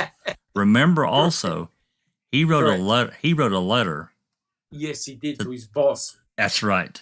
Don't forget about the letter. So this embellishment is completely, it's just garbage to me. It's just terrible. And think, correct, Jackson, and think about it. They're law enforcement. They're part of the search team. That's right. When do they have to give a reason and an excuse to how they found the key? He would have been better off to not say anything. Exactly correct. The mere fact that he had to do the hippie shake on a cabinet makes it even more farcical. It's a Three Stooges. It's a comedy skit, right? He all he had to say was, "We found the key." Right, but he had to embellish the story because the officers were in there 7 times, and in the 6 previous occasions, no one saw a key. In fact, they've even got photographs showing the area where the slippers were, and there was no key. So they were caught out, right? They were actually caught out. They had to embellish the story. Alice, do you have a comment? Yeah, Jinx, Mystic Jinx is saying, just to make note, on Colburn's November 8th report, he mentioned nothing about the bookcase. Oh, that's correct. Correct. It's sort of like a legend that got bigger and bigger and got more ridiculous as the story was being told. Do you guys honestly believe the judge and the jurors would have believed that story by Colburn? I reckon they must have burst out in laughter, surely. Bibi, do you have a It's comment? like the fire. It's like the fire. It gets bigger The and 10-foot bigger every fire. time they talk to. Yeah. A lie Correct. has to be embellished. A lie has to be embellished in order to be believable. That's just what I believe. If it's the truth, it comes out simple. The key was there, pictures are taken, blah, blah, blah, blah. They don't have to explain nothing. Exactly what you said, Doc. They don't have to explain. They don't, because they're the ones that are gathering the evidence. The mere fact that they had to embellish this elaborate story is completely ridiculous. All he had to say was, while I was searching, I took out the magazines, I found the key, I took it from the back of the cabinet. Right? That would have been more believable, except one thing. They asked Lenk. Remember Jack 61? They asked Lenk, "Oh, did you have a look inside the cabinet?" "Yes, I did." "Did you see the key in the back of the cabinet?" "No, I didn't." That's right. So this key has magical properties. It disappeared when people were looking within the cabinet, and then it magically reappeared on the floor, and Lenk found it as he came back in. I've never seen anything like this in my life. Bibi. Paul Ward says, bookcase 1, AC 0. Correct. The bookcase should have sued Colburn for mistreatment. I mean, come on, it's patently ridiculous. Neville. And to make the story even more dramatic, more theatrical, it was on the one last time we searched, right? Well, really? And then you found it? Then why the hell would you search again if you found what you wanted? That's You know what I correct, mean? Neville. That's correct. And like I said, I know I keep going back, but that's what happened to Kofod. Exactly the same thing. He was with this vehicle for hours, and he's a forensic guru. He luminoled the entire vehicle, found nothing. The investigator said, maybe you missed something. And he went back in and he discovered a drop of blood that belonged to the victim. So Except, did of he actually course, get caught?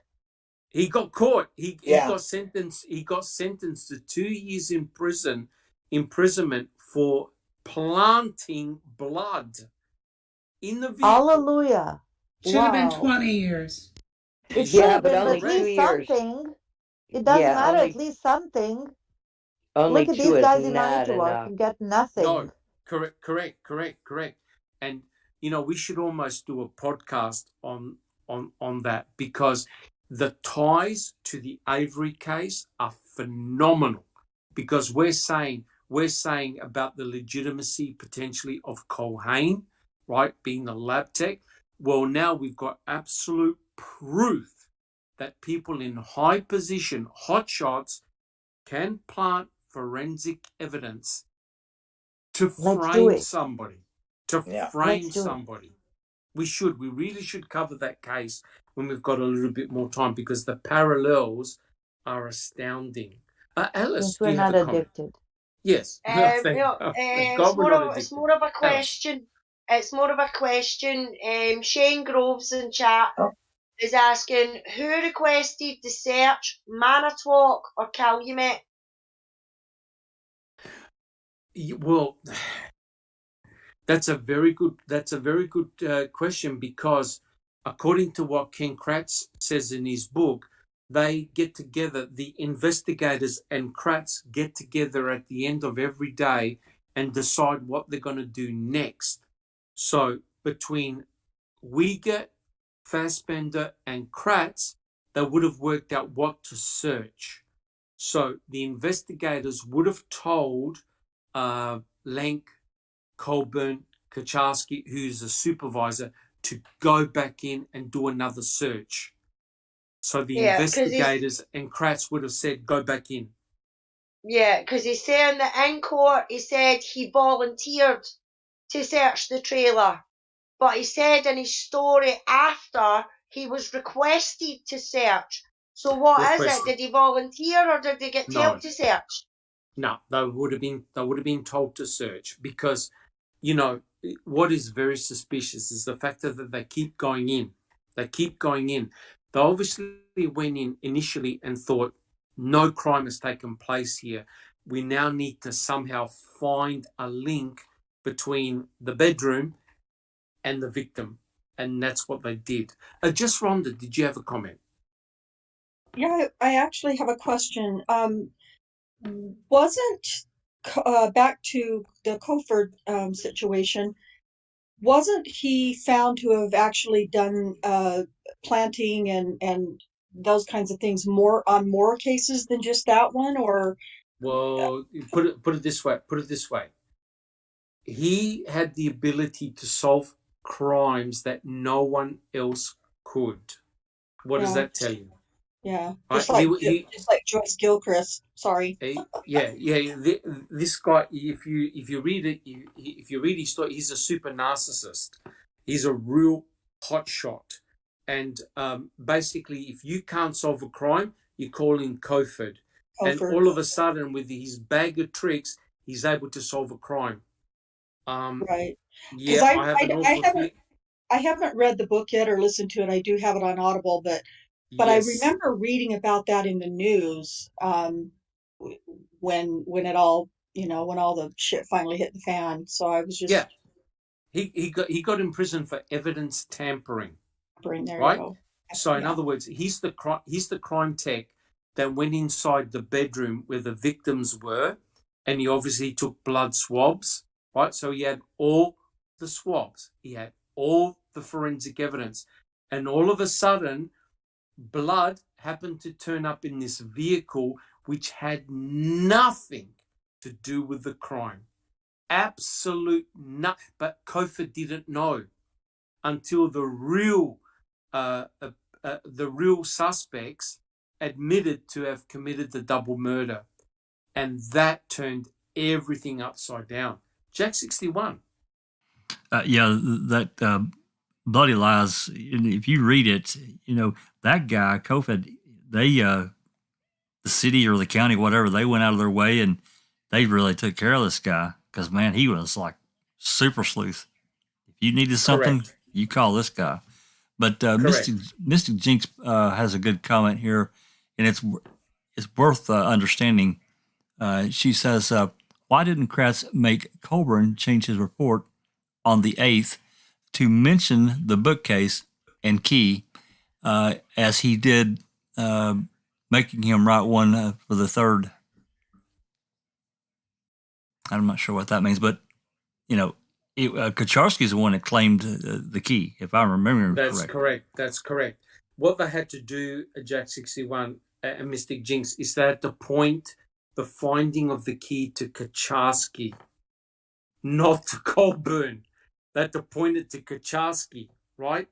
Because we know what Colburn does. Colburn doesn't write a report, right? He keeps everything secret and doesn't commit anything to pen to paper. But somehow it came out that it was Colburn that actually shook the cabinet, and that's how the key was found, because Kaczarski was on the bed taking notes. Checking convictions.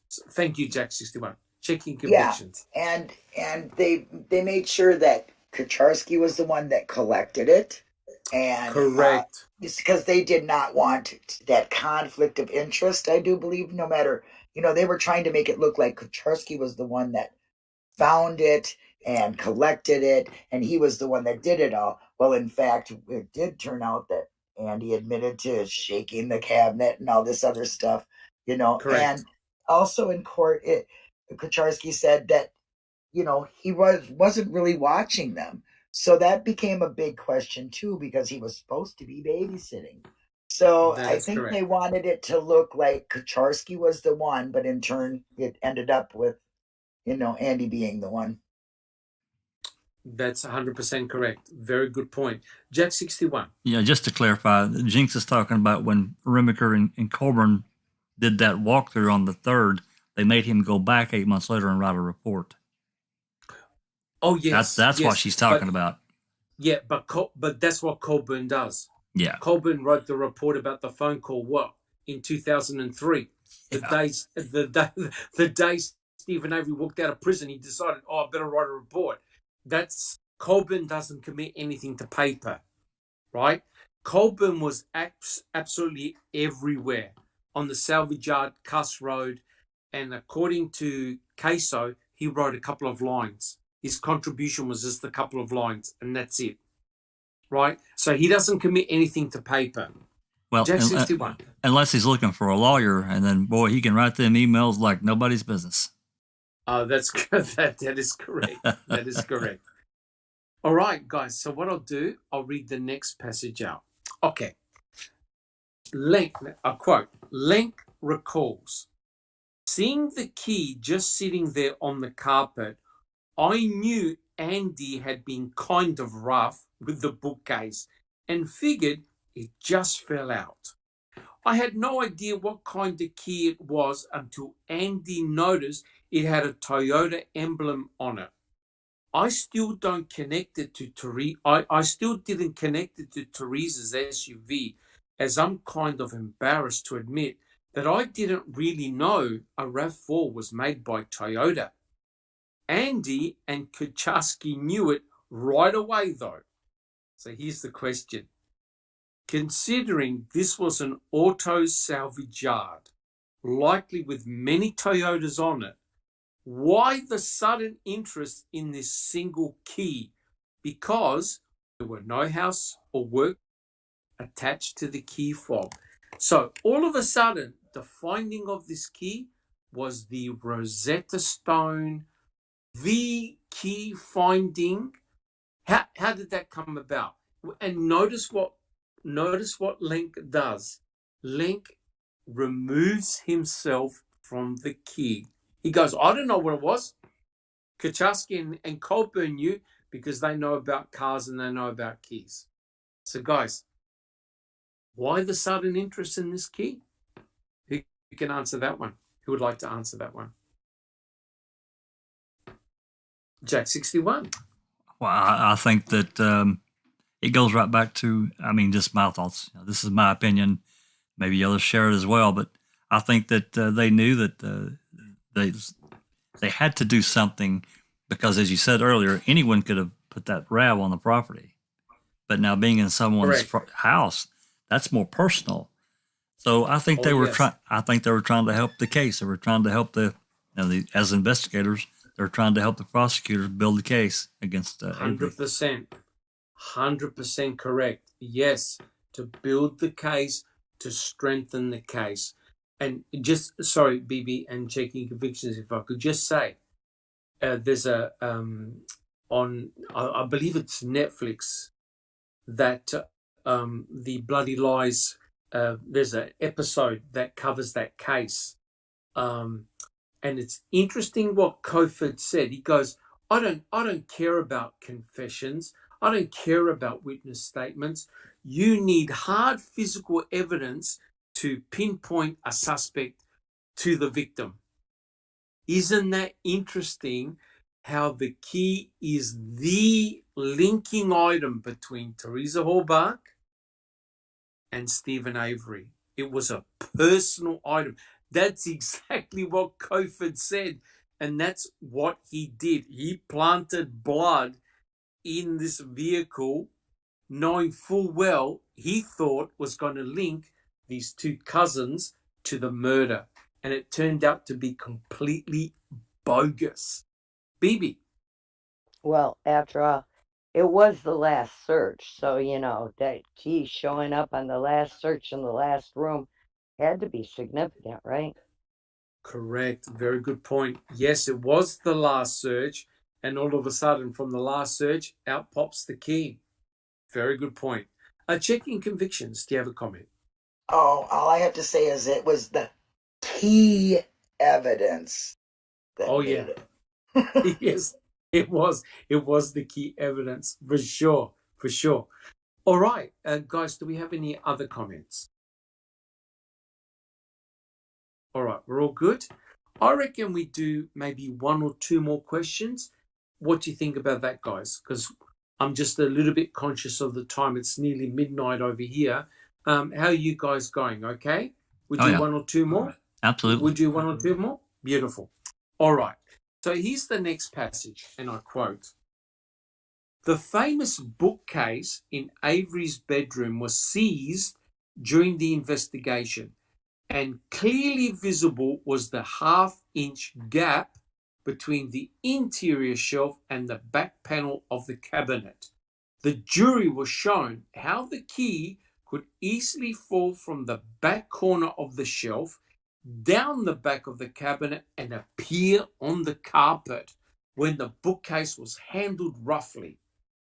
No magic required, just gravity." And the question to the panel is this: how come no one spotted the key when the items were removed from the cabinet? Who can answer that one? Jack 61. Well, we're back to Eric Ozzy and going off to Narnia because it wasn't in there. Correct. Now, Colburn, he would look. Let's face it, guys. A key is metallic. If you're banging against the key, you're going to hear something. Colburn didn't take out the items and then look in the cabinet to see if there was a key there, right? According to Colburn, he just took out the files and then shoved them back in, and he shaked the cabinet and broke the cabinet. But Colburn looked inside the cabinet.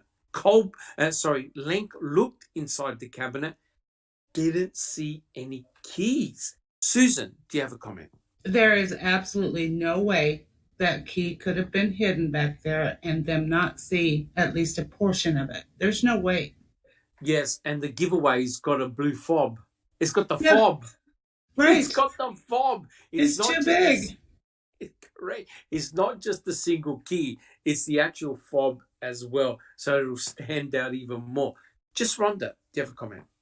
Yes. How many crime scene investigations have we seen in true crime or on just TV or whatever, or just in Stephen's trailer alone, where the investigators take the time to replace something that they've moved out of place?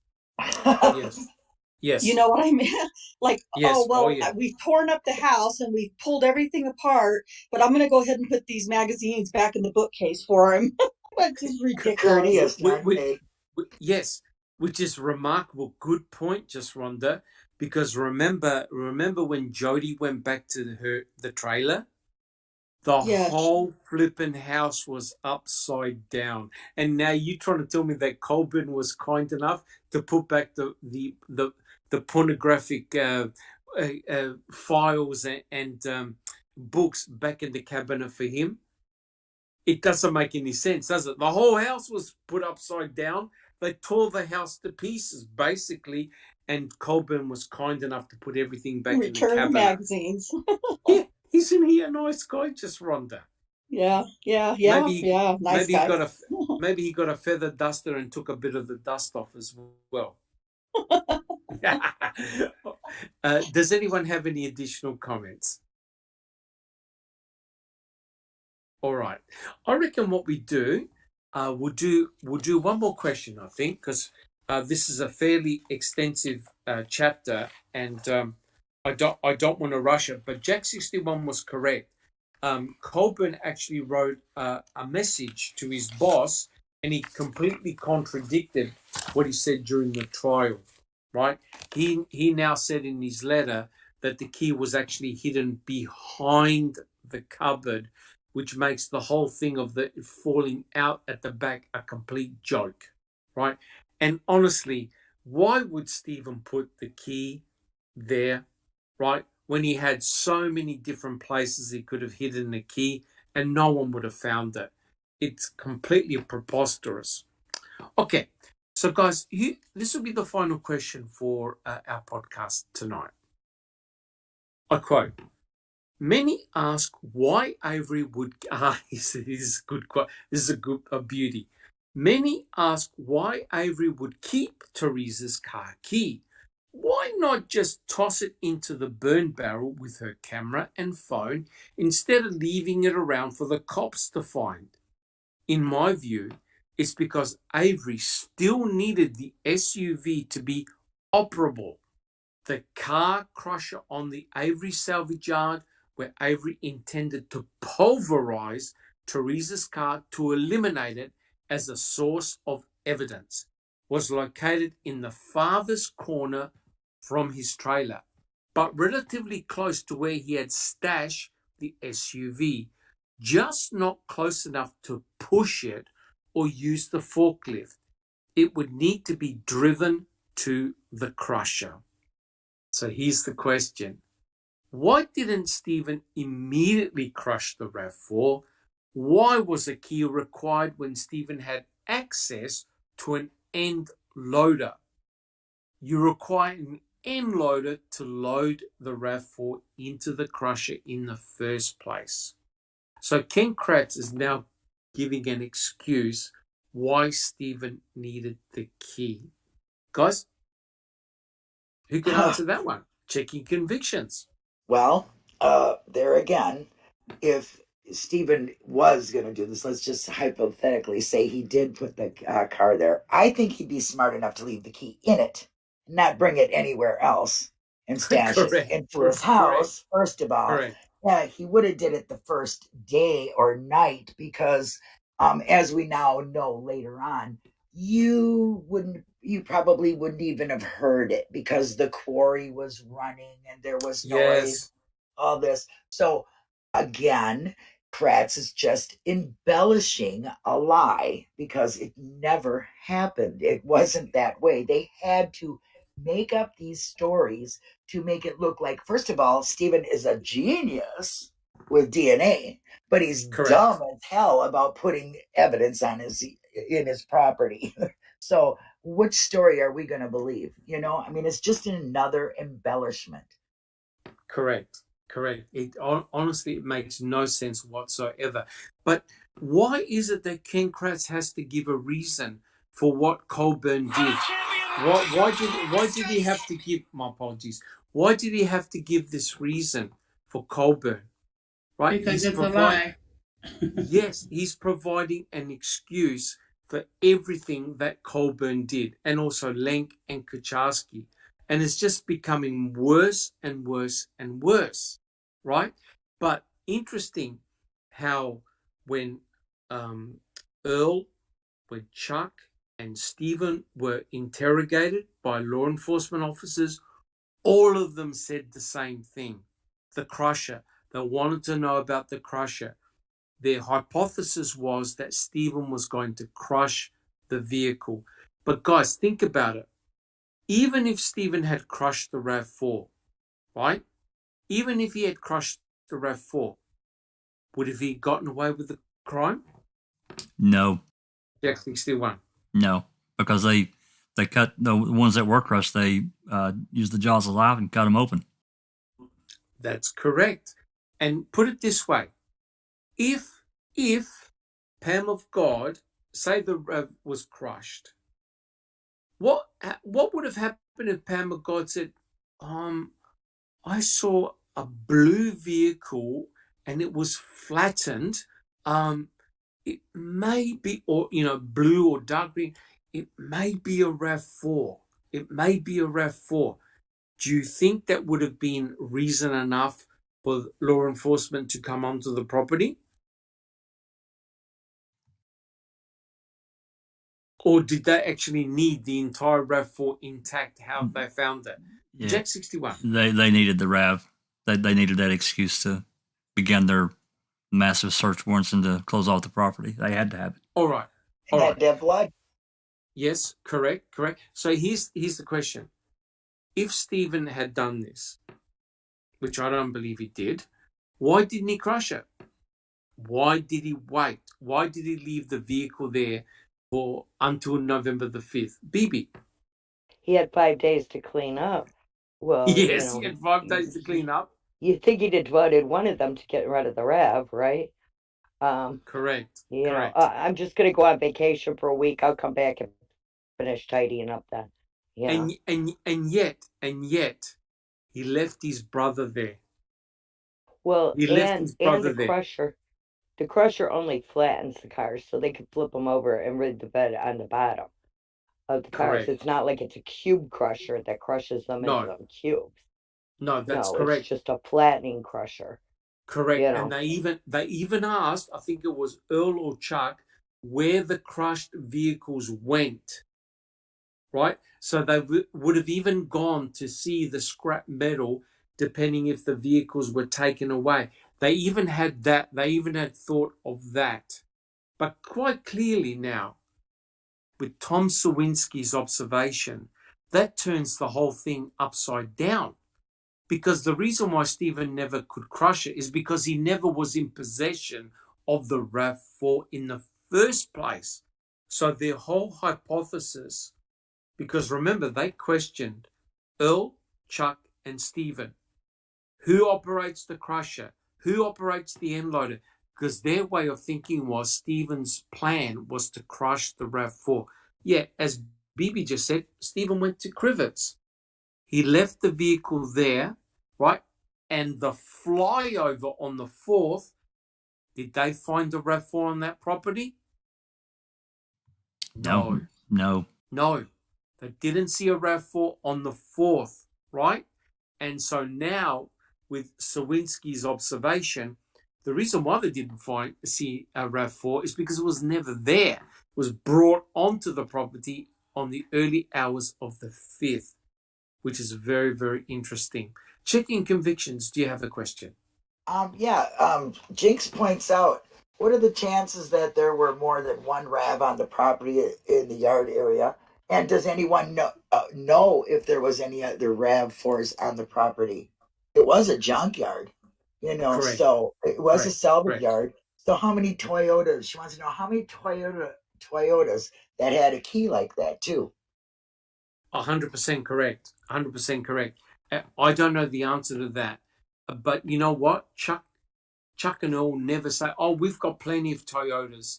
But being a junkyard with nearly 4,000 vehicles, the chance that there would be a Toyota or even another RAV4 is probably very high, right? Because remember, the RAV4 that they found didn't have license plate numbers on them, right? So it could have been any vehicle, but the critical thing was it had the VIN number intact, which defeats the purpose of removing the plates. Would you agree? Oh, absolutely. Yeah, so why remove the plates if you got the VIN number still intact? Well, it makes no sense. Well, if somebody's is pushing it down the road and they didn't want to take a chance of somebody seeing that plate that had already been in the news. Correct. You take them off. You take off the plates. Correct. 100% correct. Yeah, so it doesn't make any sense whatsoever. But it's interesting that that's what they went for. That's the hypothesis, that they were going to crush the vehicle, which is very, very interesting. Checking convictions. Do you have a comment? Yeah, I was just going to comment about it. Just kind of plays right into the new affidavit that was just presented. It really shows the car wasn't there on the 4th, but then it's there on the 5th. So, and the key had to be in it. So, I think it's a little more believable that he might have seen that car. I'm not saying who was pushing it, but it just falls into place a little bit. Yes, correct.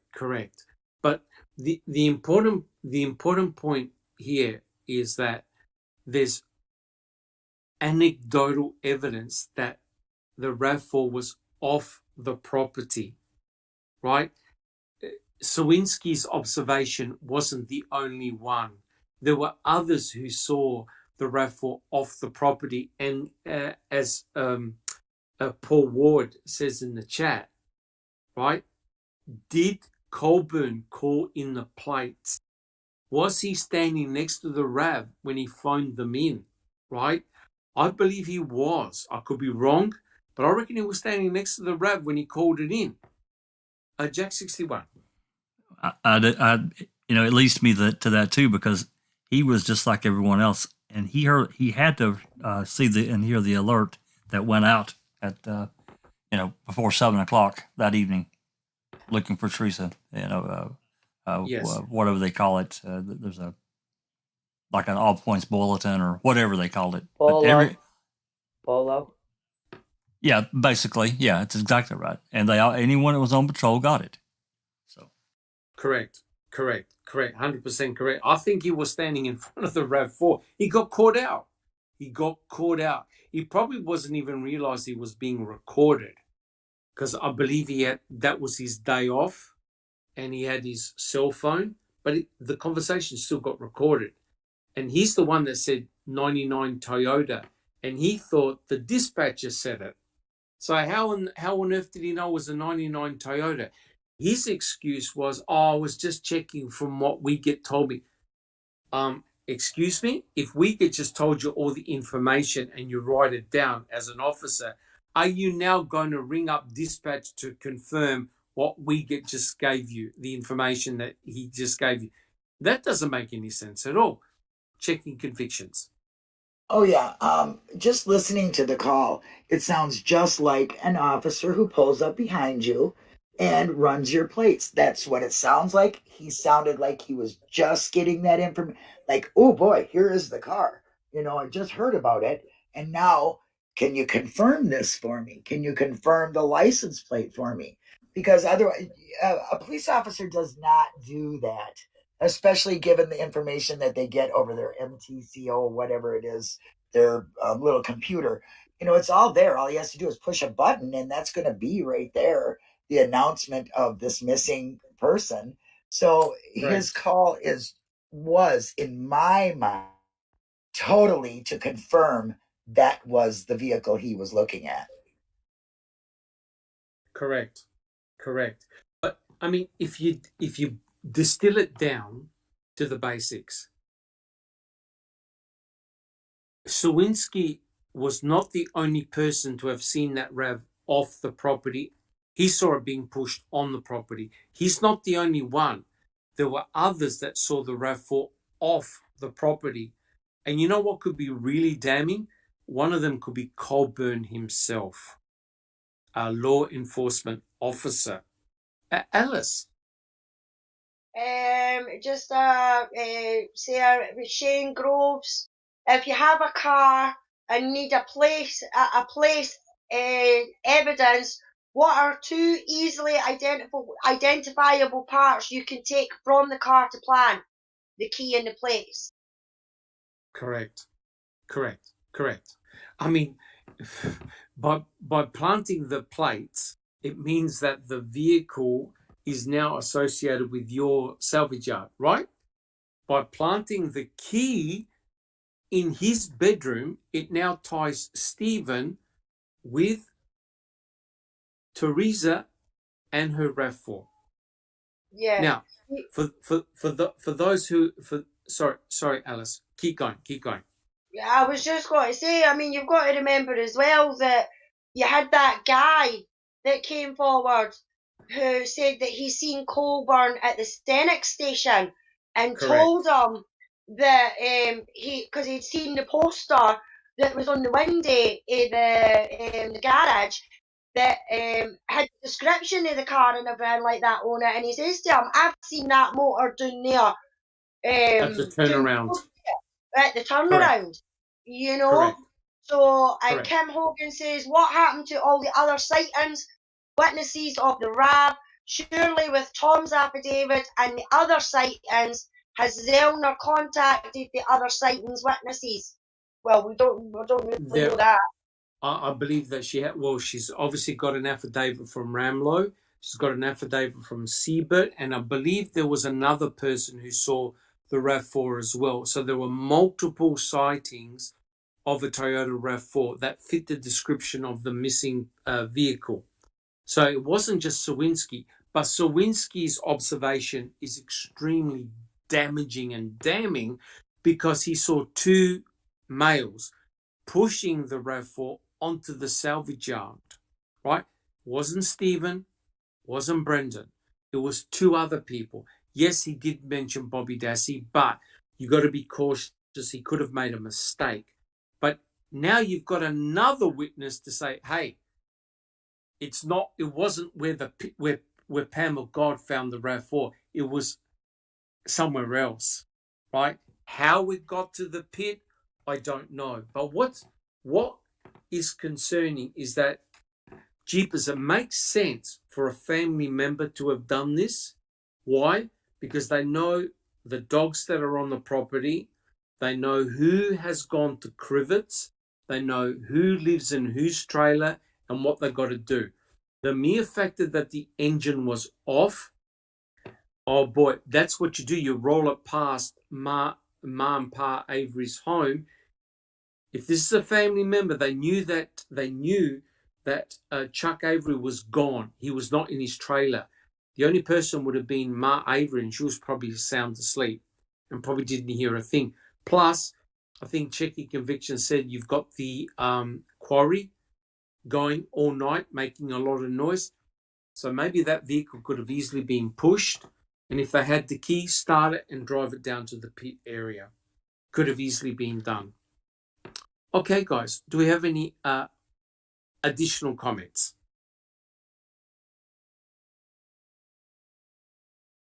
All right. Well, I reckon we've gone for a good over 2 hours. We've covered a lot of good stuff, and we've had a lot of great questions in chat. Why don't we finish the podcast? Let's start at the top and let us know what you've been doing for the last week or so, whether you can share anything with the listeners. Alice, have you got anything?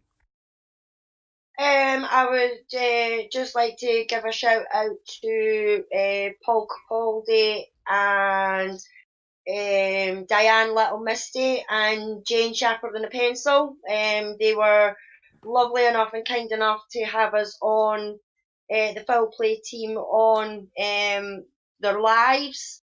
Awesome. And we got into a great conversation about the media and the false news and the fake news and everything like that. And it was absolutely fantastic. So I would like to give them a shout out and say thank you very much for inviting us on. And thanks to everybody in chat for coming. And I've just the usual, I've got Daniel's case, and hopefully this week we'll be doing Len Kaczynski with Checking Convictions and Becca. So I'm looking forward to getting back to that as well. Awesome. And you did a fantastic live with Paul Capaldi. It was a great interview.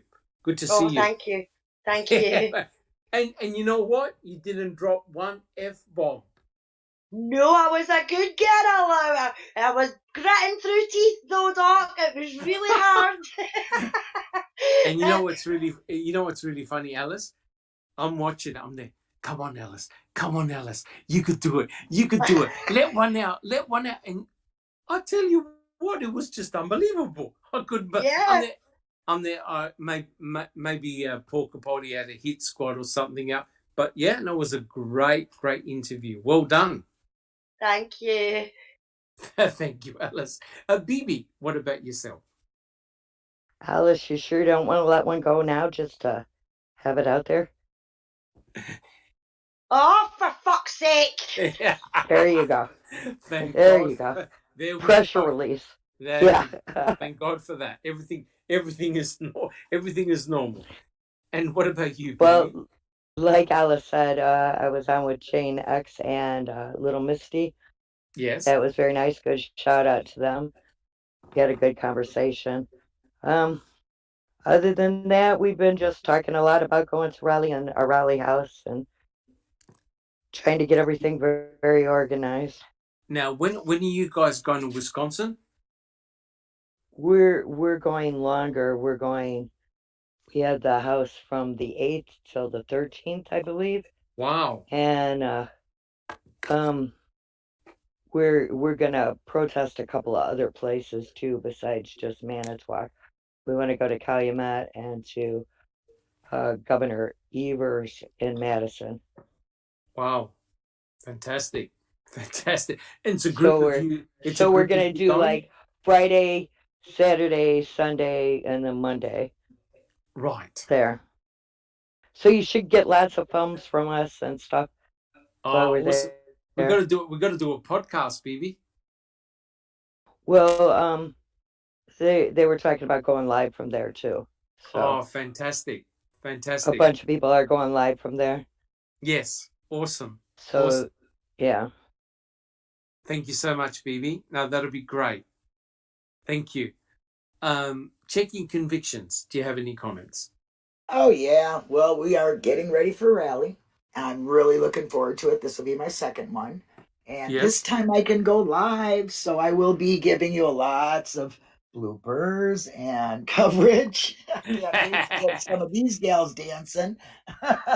So, yeah, that. And I've been doing a lot of looking back on the, like the archives news and commentary of the trials. And I'm really finding out, that there was a lot of questions from general public and the news people that really didn't get seen in making a murderer. So I find Yes. that very interesting. I'm just putting out my little opinions on some of these little snippets here and there. Yes, So I've been watching them. I've been yeah, watching them. They're very good. yeah, I'm just amazed at how much they questioned and really how stupid their responses are, and they get away with it. It's like you had to have the judge. In my opinion, you had to have the judge in your pocket because there was so many things that mistrial shouldn't have been Yes. admitted in court. It just boggles my mind how any of this went past, especially looking at some of the things that the news was covering. So that's basically what I've been doing, getting ready for the rally, and of course loving foul play and everything we're doing. And thank you, Jane and Diane, for having us on. It was great. And I'd love to say that Alice and Jax's interview with Paul Capaldi was very, very good. I loved seeing It both was of them. brilliant. Yep, It they're was very, brilliant. very good Very, spokespeople. very good. Yep, and Very it good. was. I could listen to Jack's talk for hours as it is. So it was really, Yes. really a great interview. So it's good to see some of our team getting out there too. So Correct. right. Correct. So I'm very proud of all Correct. of everybody getting out there and doing their thing. I'm really glad. And I'd just like to thank everybody for coming and supporting us and supporting the guys. Thank you so much, Checking Convictions. Jack 61. Yep, I'd like to, thank everybody for coming today and, being a part of what we're doing and your dismantling of Ken's book. I think it's important to do that because he had definite I say excuse for doing it. He's trying to cover Yes. and be a state apologist, but I think it's really important to do that. Like to thank Diane and Jane for inviting us on for the podcast. It was a lot of fun. We covered a lot of ground with the media, the fake news, and all that they did. I did, Yes. make an invite to them for the next time. We're going to try to arrange this soon. We can do it on an open mic, even a special time. And we're going to try to make it where everyone can join. We're going to have it on Yes. Foul Play because, we can host probably up to 40 people, I think, with OBS. So we can have a crowd of people that want to come and participate and, and continue a conversation. I think she wants to talk about the zippers. I think it was Jane. What did Jane that brought that up? talking about the zippers? No, it was Diane. Diane? Okay. Yeah, Diane. and Diane and me want to get Yeah. into that, so that would be really great. We could do it here.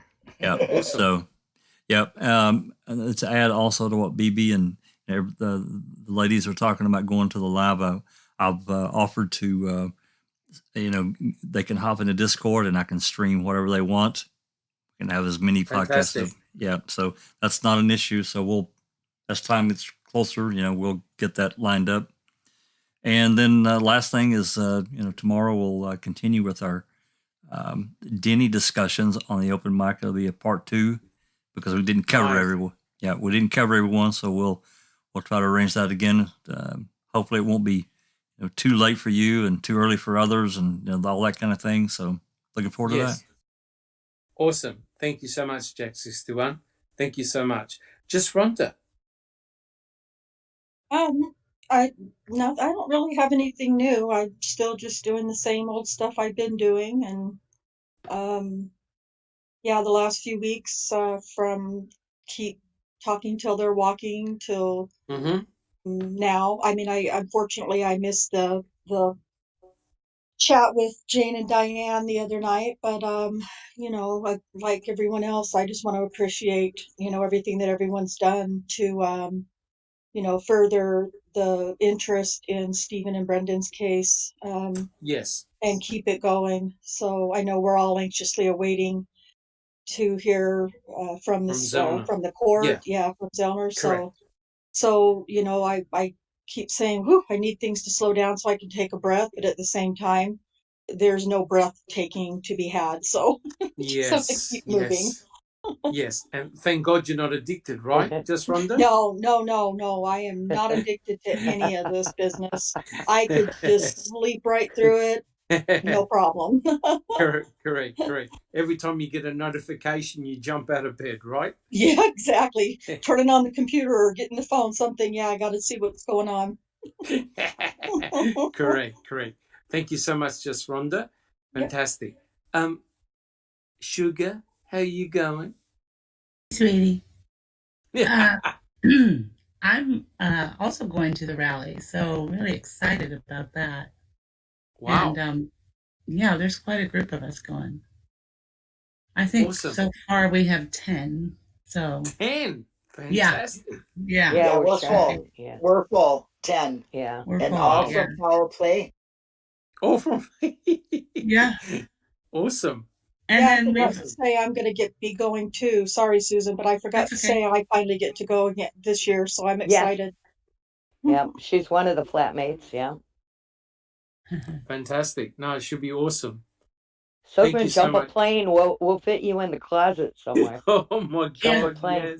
Yes. We tried to talk Jack into it, but 10 women and Jack, he just won't go for it. Oh, well, it's actually 9 women because one is my son. Right. One is my son is coming. So. Right. Yeah. And then we've been. But he didn't think his wife would go for that. No, that should be good. Awesome. Any other comments, Susan? Yeah, we have been recording Brendan's trial. So those are coming out. Very interesting to listen to. And then also I found another very disturbing case. There's a documentary on Hulu.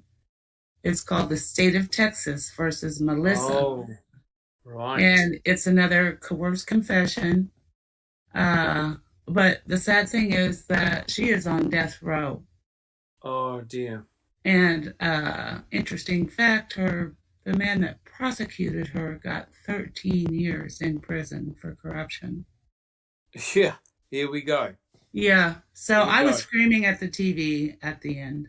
But I highly recommend it, The State of Texas versus Melissa on Hulu. Right. Oh, dear. Yeah. It's like I said, guys. I'm reading the book Bloody Lies: A CSI Scandal in the Heartland by John Farrak, and I'm about halfway through it. And like I said, the parallels to the Stephen Avery case are just remarkable. There's corruption everywhere and coercion.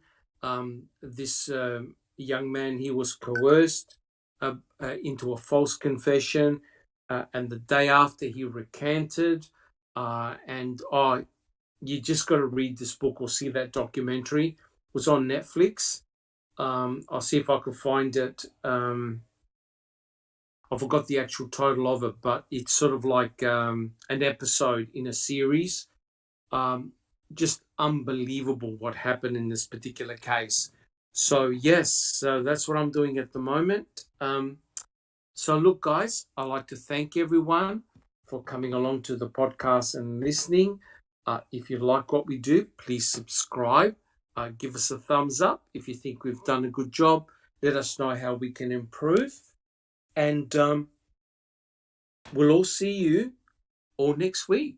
Thank you so much, guys. This has been a Foul Play production. And we're done. Woohoo!